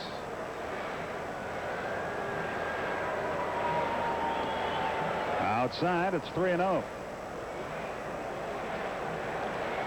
Luis Gonzalez will be next.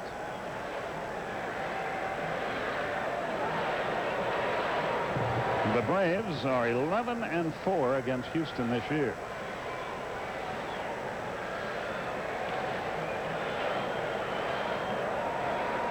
Fastball coming right through there. 3-1.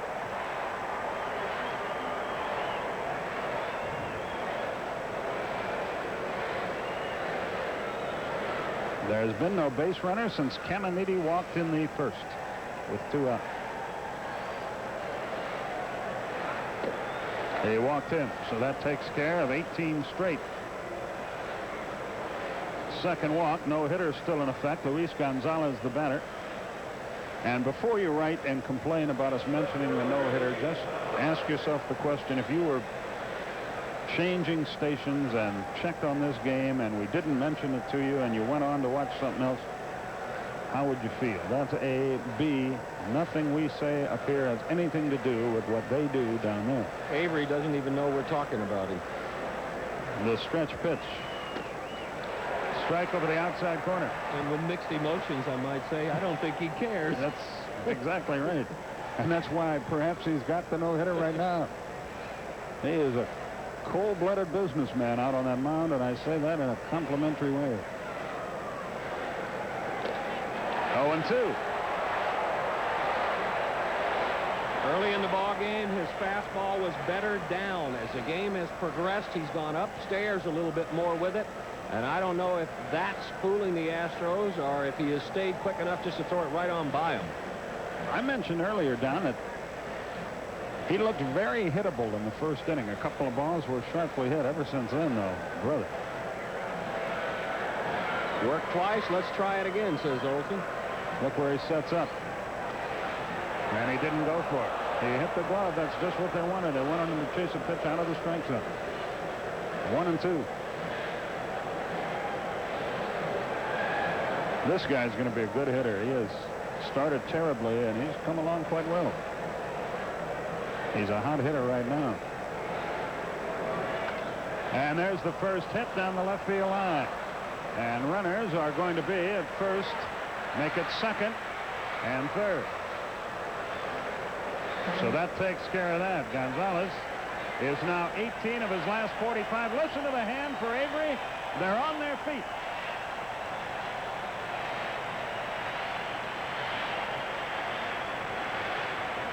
Usually 13 is not a lucky number. He was 0 for 13 against Avery, but he turned it around with that one. And right now, Avery's a little bit ticked. He wanted to go a little bit further outside with that, but you know how long that'll affect him? About another 20 seconds. Maybe over now. I hope it is. Here's Andahar Cedeno. He makes the shortstop position interesting, doesn't he? I mean, he's got great talent, a lot of flair, but a little too much sometimes. Off the end of the bat, that should do it. Bream will take it himself. The inning is over. 1 hit, no runs, no errors, 2 left. We go to the bottom half of the 7th inning. 4-0 Atlanta.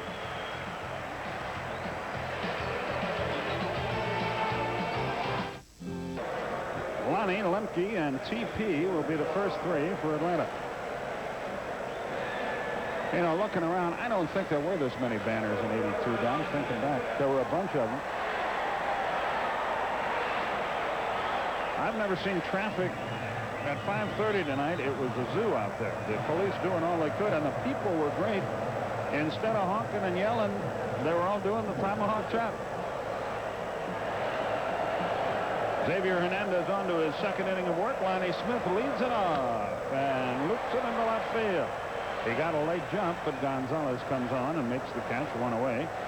So Lonnie is 1 for 4, an RBI single in the second. The only thing I can recall in my experiences to compare this to Skip, and we certainly didn't have the tomahawk chop or anything that exciting there, was 82 in Milwaukee. The city was really starving for a win, and it's the most exciting 6 weeks I had ever seen prior to what's taken place the last 6 weeks here. And I think it's a lot more fun now than it was then. I don't know. Maybe you would handle it differently, but being in the middle of it, you still had to focus on the fact it was a job. You could be aware of what was going on around you.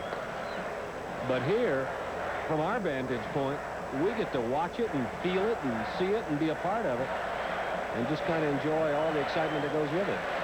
The 0-1 breaking ball and a good one. It's 0-2. I guess from that soliloquy, you're indicating to me that you don't want to take Pat Hayden's place Sunday night in Indianapolis. No, that's true. Nor yours. That was my next question. The 0-2 pitch. Tap toward first, wide of the bag. Bagwell. Pitch recovers, 2 down. This thing is rolling right along after a slow start. With a 4-run lead, that's okay with us. Here's Pendleton.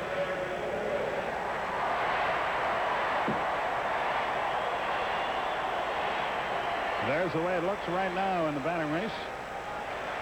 That's the other thing. There's so many subplots.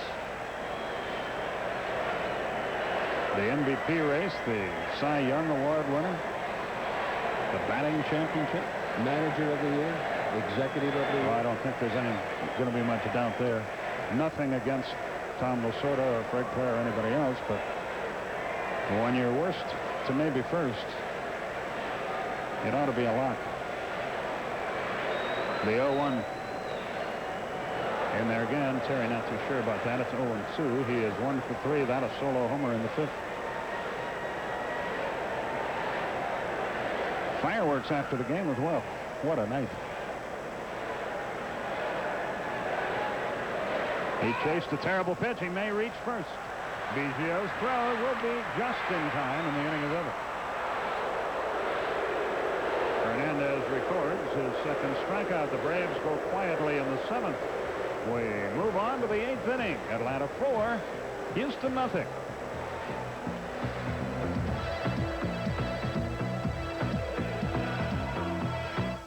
We're all interested in. Starts in about an hour in San Francisco. It's Martinez against Black. They were rained out in Chicago. Philadelphia behind Brantley and Ruffin is leading New York 2-1. Pittsburgh 1-0. They have used Graybeck, Rodriguez, and Heaton. No score. They haven't started in San Diego yet. Over in the American League, it's New York by 1. Mattingly has homered. He has driven in both the runs. Detroit and Baltimore are tied as they play in the 6th inning. Milwaukee by 1 over Boston. Dante Bichette has homered for the difference there. Toronto 2-0 over Minnesota. And they're tied at 1 in Texas. That's Stewart against Brown. Chicago at Seattle a little bit later. Kansas City at California a little bit later. For complete scores and highlights, be sure to tune in for CNN Sports tonight at 11 o'clock Eastern. Nick Charles, Fred Hickman, they'll bring it all to you. Mitchell checks in to play left field for Atlanta as we go to the 8th inning. I didn't use his first name because I almost called him Kevin again. It's Keith Mitchell who's checked in to play left for Atlanta. We go to the 8th inning. Casey Candell will lead it off. 4-0 Atlanta is our score.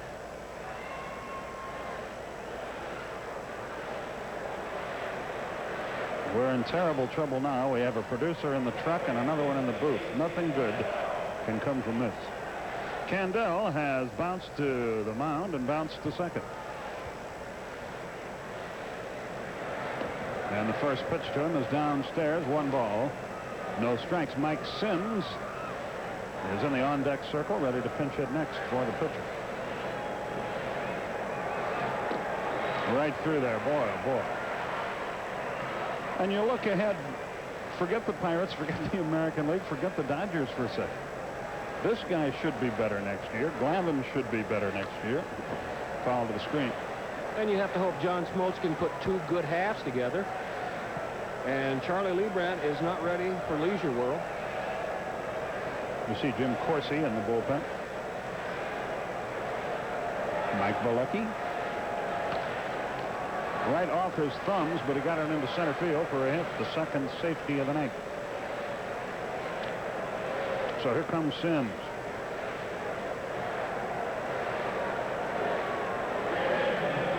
Hernandez did a good job. He won 2 innings. Struck out 2, allowed no runs. Did give up a couple of hits.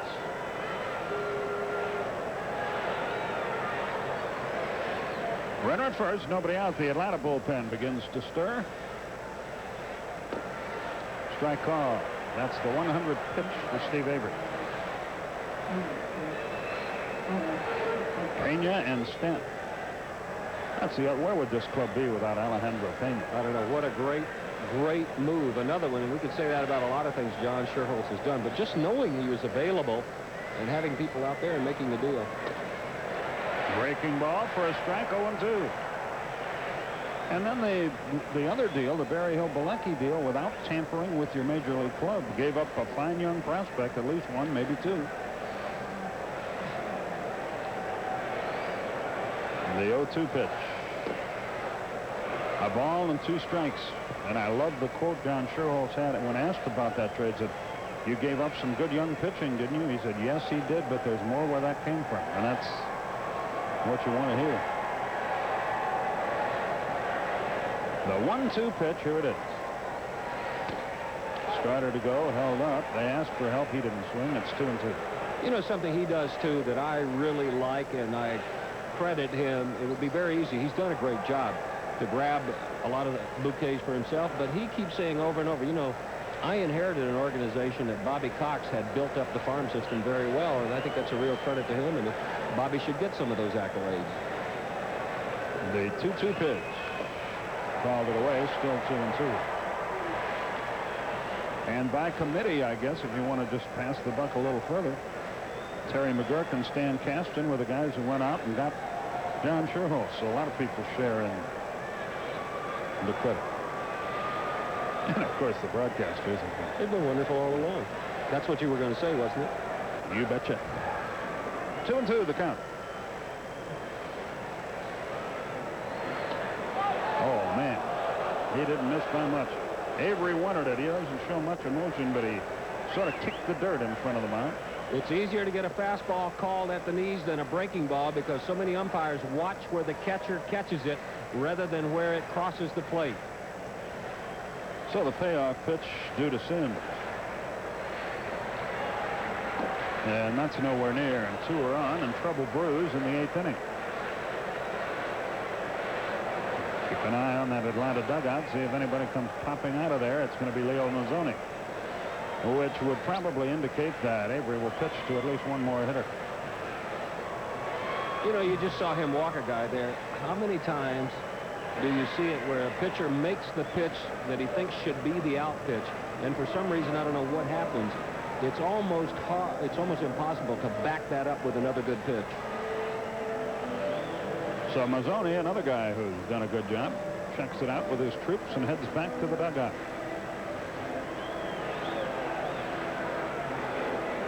If you didn't see who was on the mound, you can pretty much tell who Leo Mazzoni's talking to by the amount of time he spends out there. With Avery, out back. John Smoltz, he spends a little bit longer time. It's almost like he reluctantly goes to talk to Charlie Lebrand, too. 2 on, nobody out.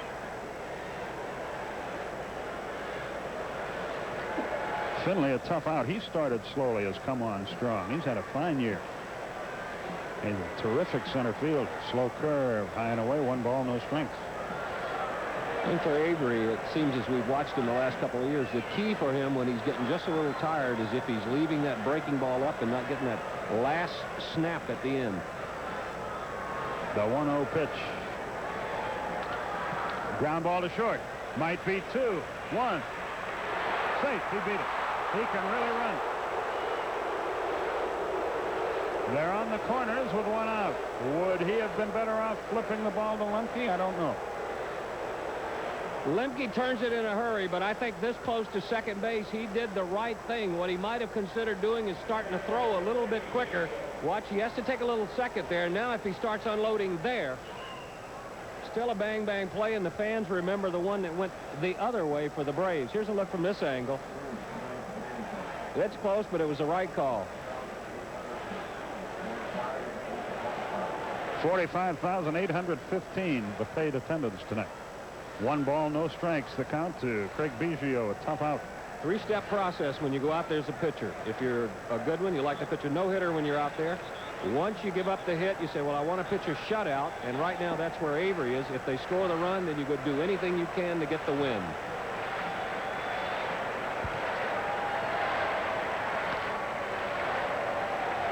Ground ball foul. A ball and a strike. 4-0 Atlanta our score. We are in the 8th. Biggio in his career is 10 out of 19 against Steve Avery, 7 out of 14 this year. A ball and a strike. Another guy who runs well, so tough man to double. Missed the inside corner. 2 balls, 1 strike.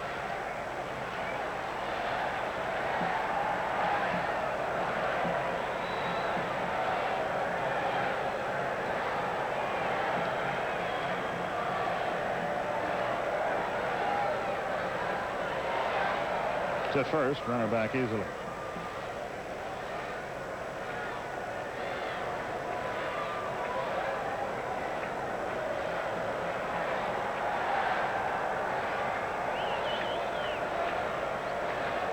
Braves at almost 2,053,000 on the year. A little tap. I don't think they can get 2. A run will score out there. Safe there. It's 4-1. That's an RBI for Biggio. It is his 46th of the year, so there goes the shutout, but it's still 4-1 Atlanta. Biggio's speed, and we've talked about it before, it's good for any player, but especially good for a catcher, has saved him from grounding into 2 double plays. In the first inning, he hit it to second, and they couldn't turn it Lemke to Belliard. This time the ground ball to Belliard, and he and Lemke unloaded that one as quick as it could be done. Pretty soon they're going to have to make up their mind what they're going to do with him, aren't they? They keep talking about second base and catching and the outfield. I haven't heard his opinion on it. Have you? I think he wants to be the best of my. I haven't talked to him lately, but the best of my recollection, he wants to catch.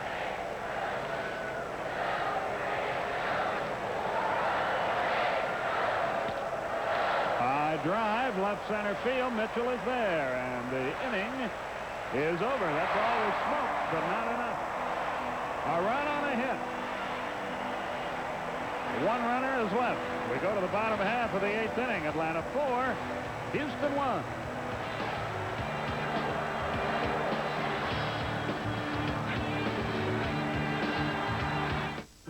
4-1 our score.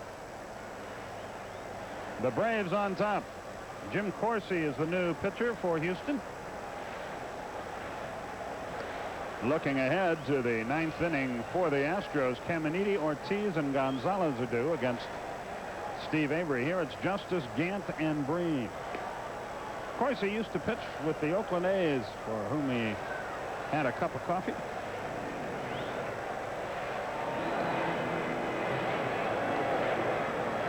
And Justice ready to lead it off against him. Corsi out of Newton, Massachusetts. He was a non-roster player invited to spring training.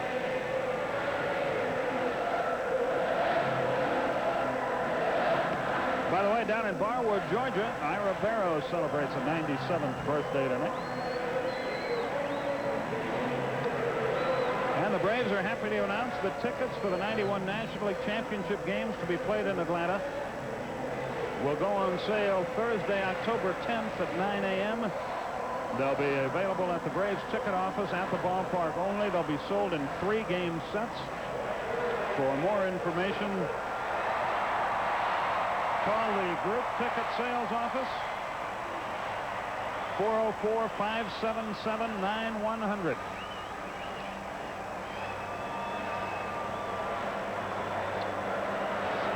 Justice will lead it off against Corsi.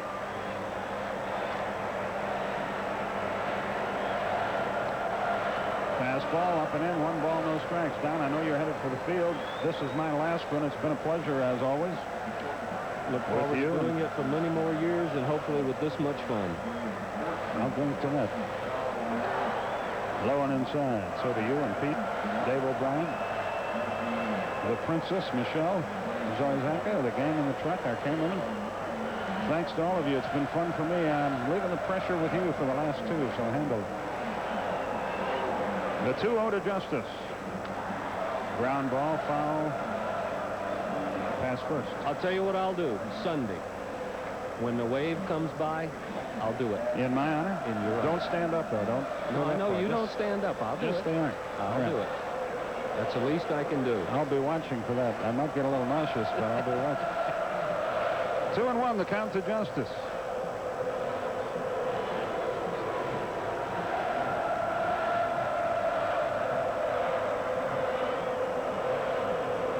The outfield, of course, plays him around toward right and deep.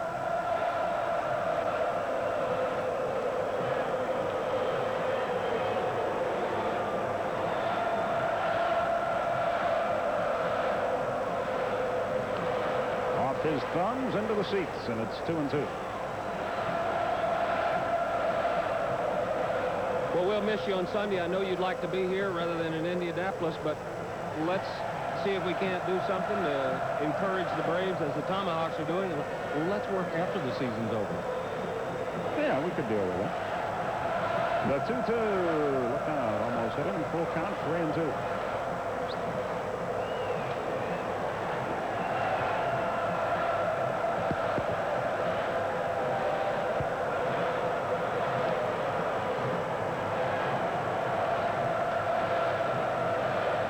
Of course, he wants a new baseball. We're on hold here. Fireworks follow the game. If you're in the area, don't come over because all the tickets are gone for the rest of the year. 40 minutes till the Dodgers start. Justice stands in. The 3-2. Got him with a high fastball. Of course, he challenged him and lived to tell the story. 1 down in the bottom of the 8th. Ronnie Gant, the batter, he's had a perfect night. He singled, stole a base, scored a run in the 2nd, doubled homer run in the 3rd, walked in the 5th.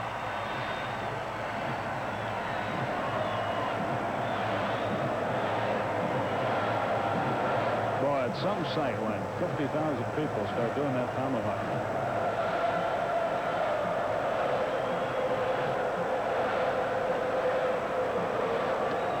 Fastball up and in, 1 ball, no strikes. It's catching on.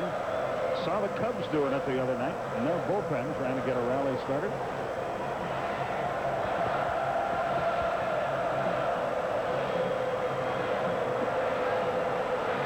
One ball, no strikes.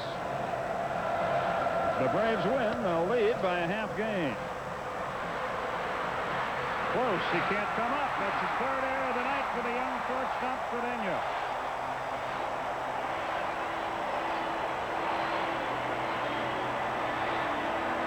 He's got great range and a great flashy style, but every now and then he sidearms that ball over there and it goes right into the dirt. If he comes up on top, maybe he makes the play. The 4th Houston error of the night.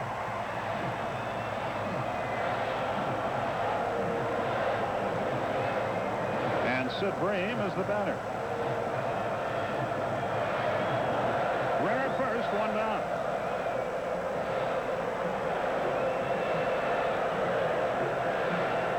That's 15 errors in 65 games for Cedeno.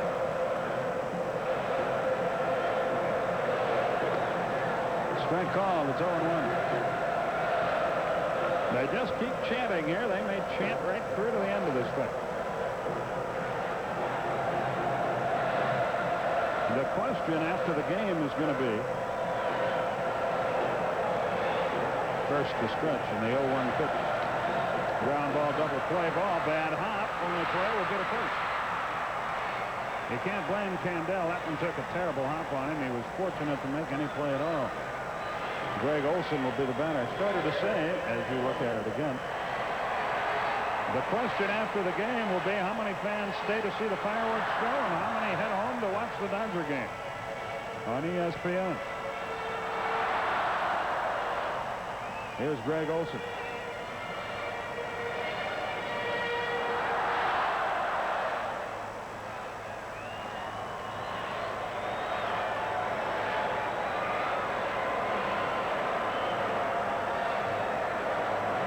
The stretch. The pitch. Curve outside to Greg. Olson drove in the first run of the game, and that was an interesting situation. Runner at third, one out, a 3-0 count on Olson.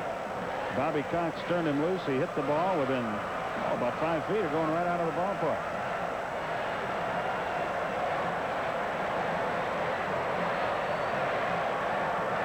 The pitch.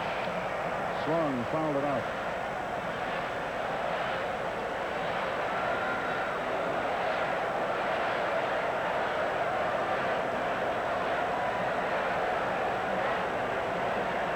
A disturbance has broken out in the stands down below.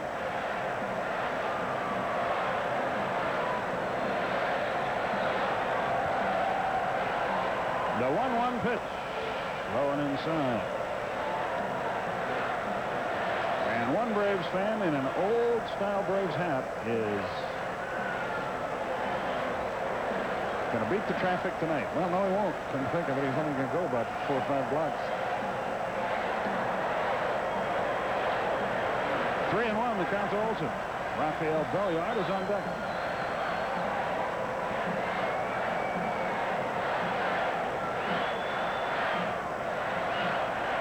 All the local TV stations did their evening news shows from this ballpark. We have more anchors than the Navy.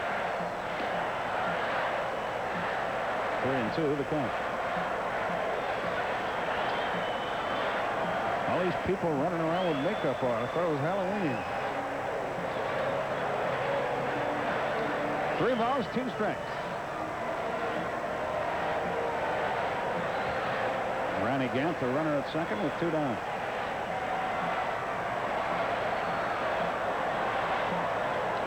Curve, hot shot. Great play to knock it down and save a run by Caminiti. That'll be a hit, and rightfully so. That ball was smoked. So the Braves hope to get some 2-out insurance. Here's another look. Pitch down around his knees. This ball came up a little bit. Got him on the heel of the glove, but he saved the run. Belliard tonight has reached on an air in the second and scored. Bounced to short in the fourth and singled an infield hit in the sixth. Gant at third, Olson at first. Steve Avery moves on deck. 35 minutes till the Dodgers start. Martinez against Black in San Francisco. Line drive, center field, a run is in. It's 5-1. Olson on his way to third. He'll make it easily.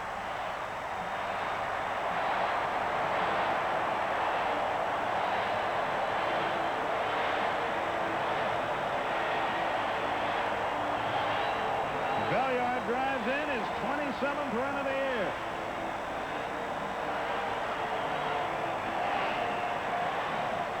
Looked like the ball backed up on him a little bit. Came in over the inside part of the plate. And another guy who deserves credit, Clarence Jones, helping Belliard to pull those kind of pitches. Well, here's Avery. Might as well hit one out to make his night complete. There's C.J. Outside, 1 ball, no strikes.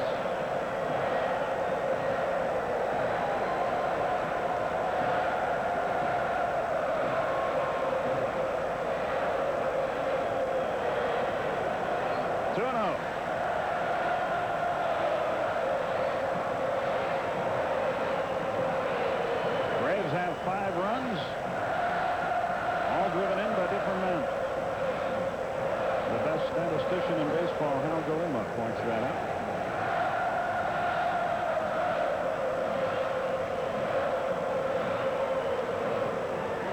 Three and out.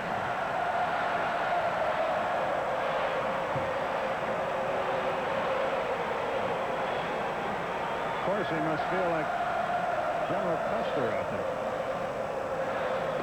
There's a strike. It's 3-1.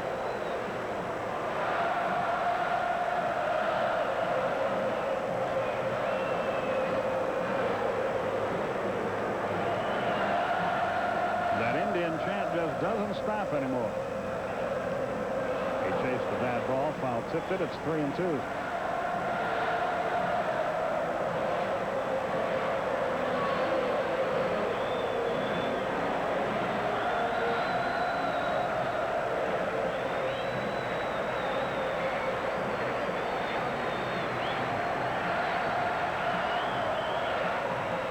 Got him, and the inning is over, but the Braves pick up yet another unearned run. They do it on one hit. There was one air and one left, and we go to the ninth, and the joint is jumping, and the Braves lead 5-1. 05, the Braves and Astros, and then following, stay with TBS for the Mellow Yellow 500 from Charlotte Motor Speedway. Mark Martin holds the pole position in the NASCAR event. After the game Sunday on CBS. Here we go to the ninth inning. Caminiti will lead it off. He's 0 for 2. Avery deals a strike. This is Steve's 35th start. He seeks his 4th complete game. A ball and a strike is the count.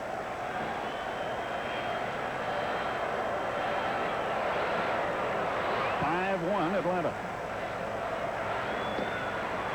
On the corner, 1-2.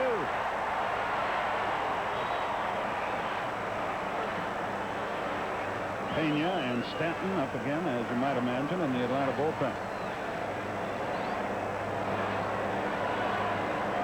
What a game this kid has pitched again. 2-2.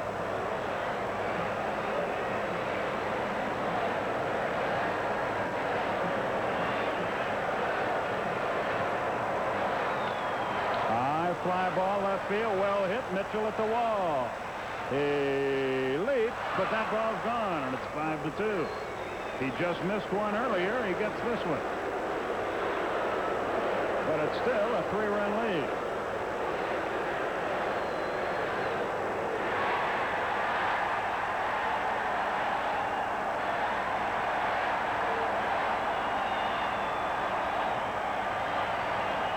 They throw the ball back, of course, a Wrigley Field tradition we have borrowed. Here it is again. Let's see what he hit. Looked like a low fastball, and Bobby Cox is on his way, and that might be all for Avery. And it is.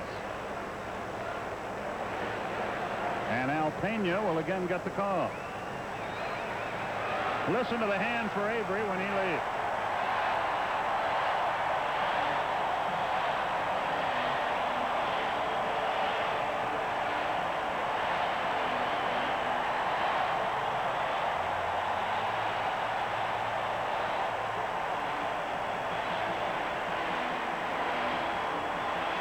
There goes Steve. Here comes Al, and back right after this.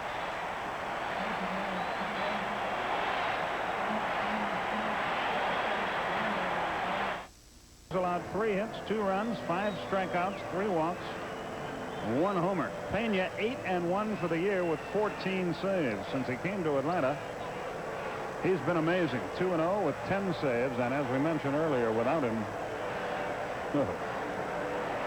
who knows?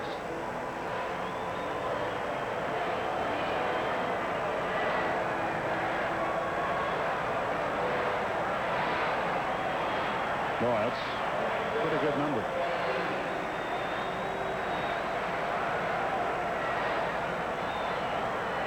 Javier Ortiz, the batter.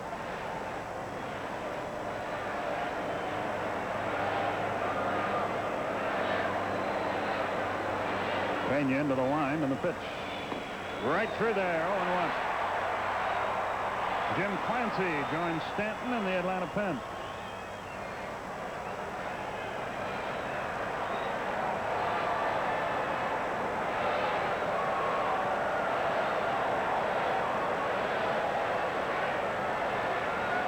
Curve outside, a ball and a strike. Funny the things you remember about guys. Every time I see Al Pena, I remember him as the arch enemy Dodger who Rick Naylor hit a big home run off of back, I think, in '82, the year the Braves won it. Now he's helping us win it, perhaps. Perhaps not. Base hit right field. So it's not over yet. A runner at first, nobody out.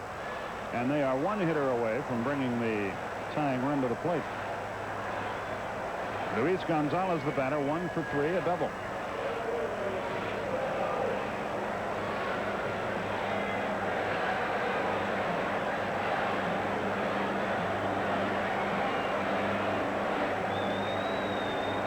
The crowd has quieted now. A little uneasiness sifts through the gathering of 45,815 paid.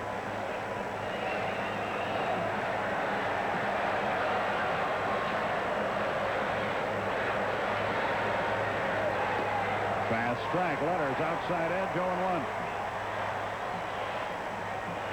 Take a good look at that young man in that close-up. You're going to be seeing a lot of him for many years to come. He's going to be a fine major league hitter. And not too bad already.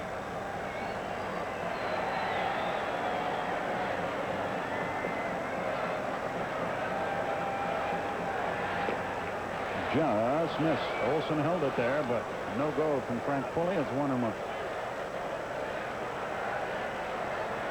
Andujar Cedeno is on deck.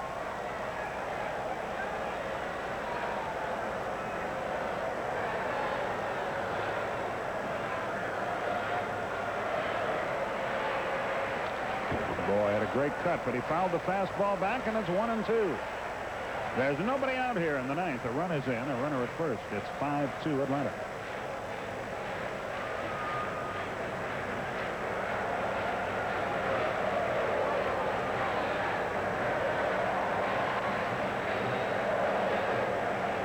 Kurt Schilling up and throwing in the bullpen for Houston. Pena gets ready. He's ahead on the count. How about a 4-6-3 here? Or a 6-4-3. Foul tip back. Still 1-2.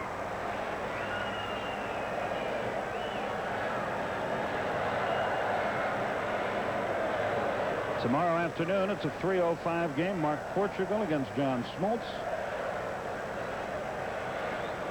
You know it's on CBS.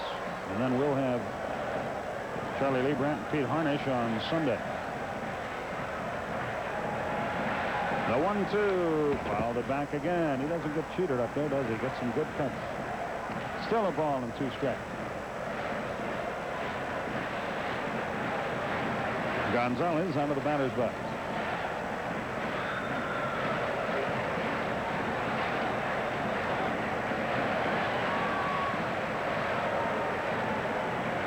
The rangy left-hand hitter waits.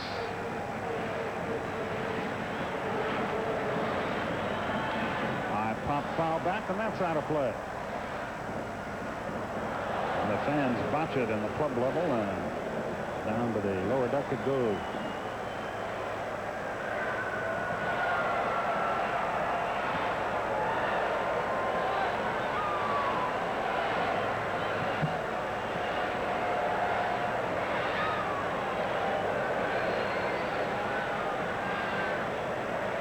The 1-2 pitch, here it is. Outside, 2 balls, 2 strikes.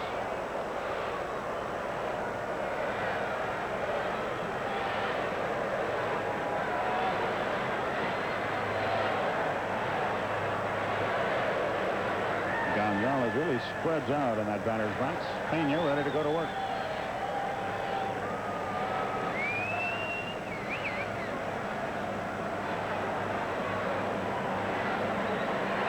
Line drive, lashed foul into the seats.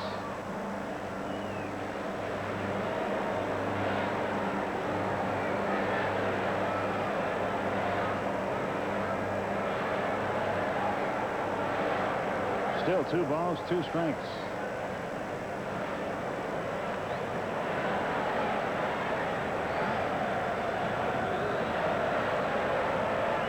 Ortiz leads away. High pop foul. That'll reach the seats. What a duel we've got going on here. Pena keeps throwing strikes. Gonzalez keeps spoiling them. Don Sutton has headed for the field. He'll have an interview for you, no matter how this one winds up.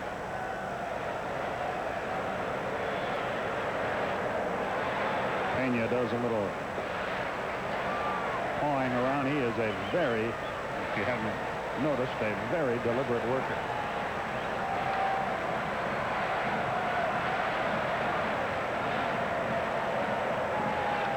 High fly ball left field. Mitchell is there. There's the first one.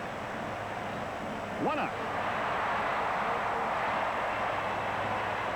Cedeno, the batter.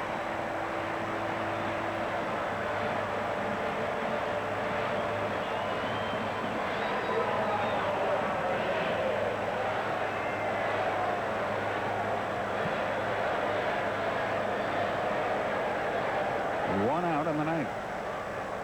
Cedeno is lined to short, struck out, and bounced to first. Casey Candell is scheduled to hit next. And he's out there in the on-deck circle.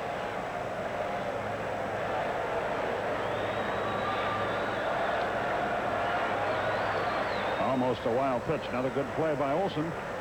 1 ball, no strikes.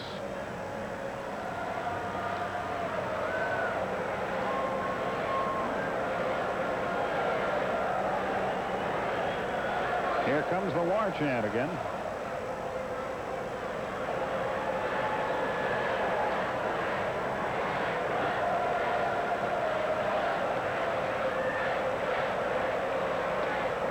Upstairs, 2-0. A walk or another base runner brings a potential tying run to the plate. There's your on-deck hitter.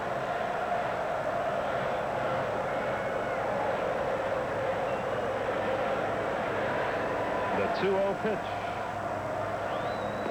That's in there. 2-1.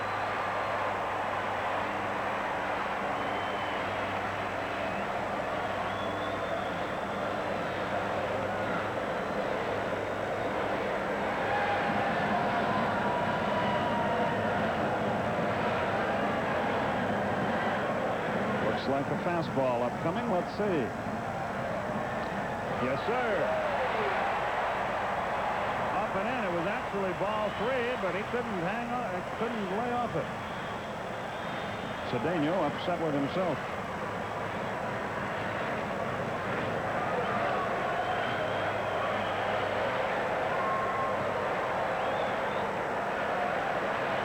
The 2-2 pitch. A little broken bat pop fly. Bream is there. 2 out. And Casey Candell is the batter.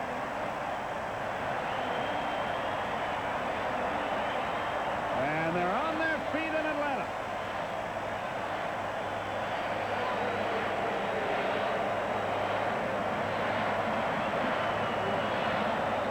Candell turns around, hits left-handed. He's 1 for 3 tonight. He's a .252 left-hand hitter.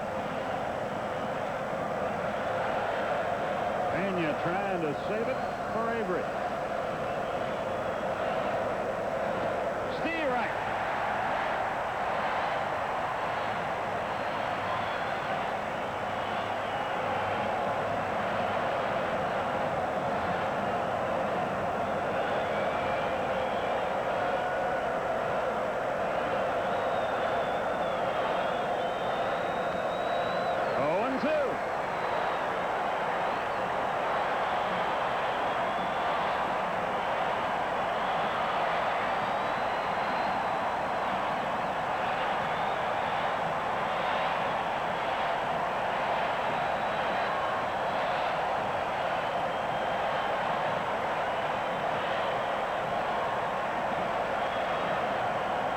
Let's all watch it together. Here we go.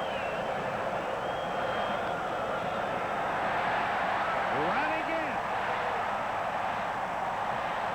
The Braves lead the West.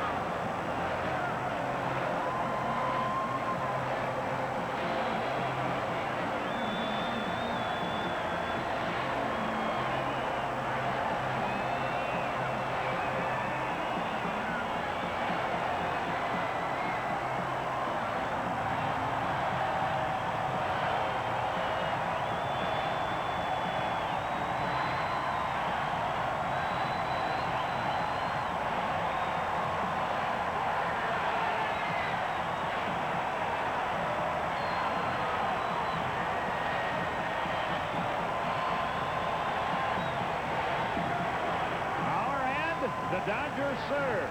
Back after this.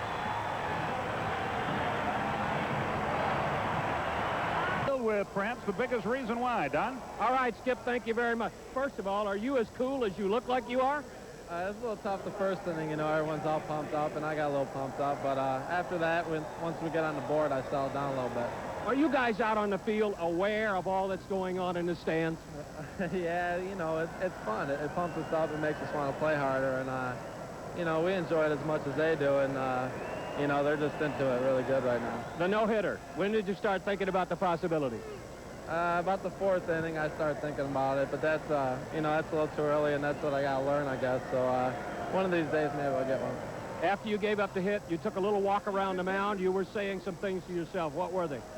I was just telling myself I was better than that. I didn't think I should have thrown that pitch right there, and, you know, I never feel I should give up a hit to a left-hander, and, you know, I happened to do it there, and I was a little disappointed in myself. I bet you would have liked to have finished it. I wanted to finish it, you know, just to be out there when the fans go crazy. But, you know, Ollie's been doing a great job all year, and every game's so important right now that, you know, Bobby doesn't want to take any chances. How important do you think it is to put a win on the board before the Dodgers and the Giants play? Well, this is a big one. You know, we had to get out a good start, and, you know, I think the Dodgers are going to hopefully lose one or two of those games, and this makes us that much more comfortable going in tomorrow and Sunday. Are you sure you're not a 40-year-old masquerading as a 21-year-old? You take a very mature approach to pitching. You seem very sure of yourself on the mound. I have been lately. You know, I've had a lot of confidence in myself and the team, and, you know, it makes it a lot easier when they're out there playing great defense and scoring runs for me early. You know, I kind of relax a little bit after they get on the board. So, you know, I owe it all to my teammates, and, you know, everyone's doing a great job. Well, it's a 3-game season, and you got them started off on the right track. Once again, every time we talk, you can pitch, young man. A good start for the Braves. We'll be back with the scores and the highlights right after this. Because everything else is just alike. And by the official airline of the Atlanta Braves, Delta. We love to fly, and it shows.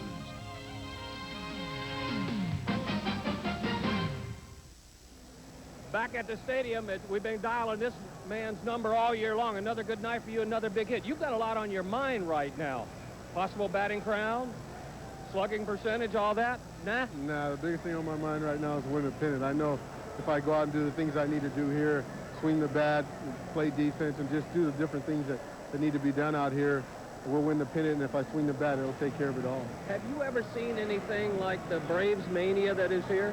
No, I haven't. You know, St. Louis had their own thing, and they were great all the time, but to see this city turn around as it has been a great thrill for all of us, especially my teammates. How important was it to put this win on the board before they play on the West Coast? Oh, it's big, believe me, because the Dodgers know they've got a tough task tonight, and playing San Francisco, I don't care who's pitching for them. They know they're not going to have it easy, and to see that we've got a W on the board already will make them think a little more. One of the things people are most impressed about with this ball club is the fact they've stayed the same all year. No highs, no lows. People seem to think you're right in the middle of that. How have you done it?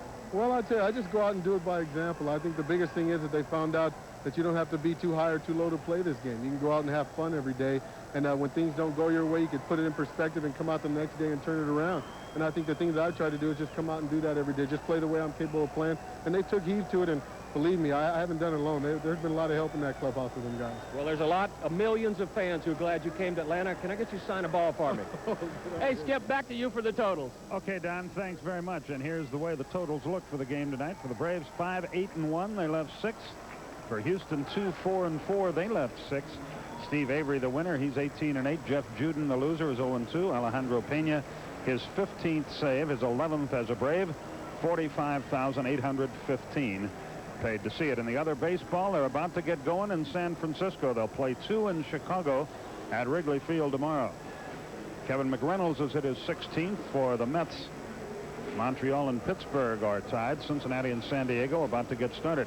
Cleveland wins a game. That's news. Detroit and Baltimore 1-1. Milwaukee beats the Red Sox 3-2.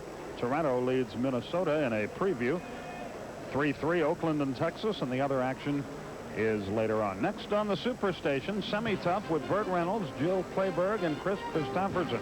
The story of 2 pro football players who both fall in love with the daughter of the team's owner. Semi-Tough next on TBS. Our final here, 5-2. Our next game, Sunday at 2:05 against the Astros. There's a 3:05 game here, of course, tomorrow And following Sunday's game, the Mellow Yellow 500. Don't forget, Semi-Tough is next. From the ballpark, for Don Sutton, for Pete Van Wieren, for our entire crew, Skip Carey. So long, everybody.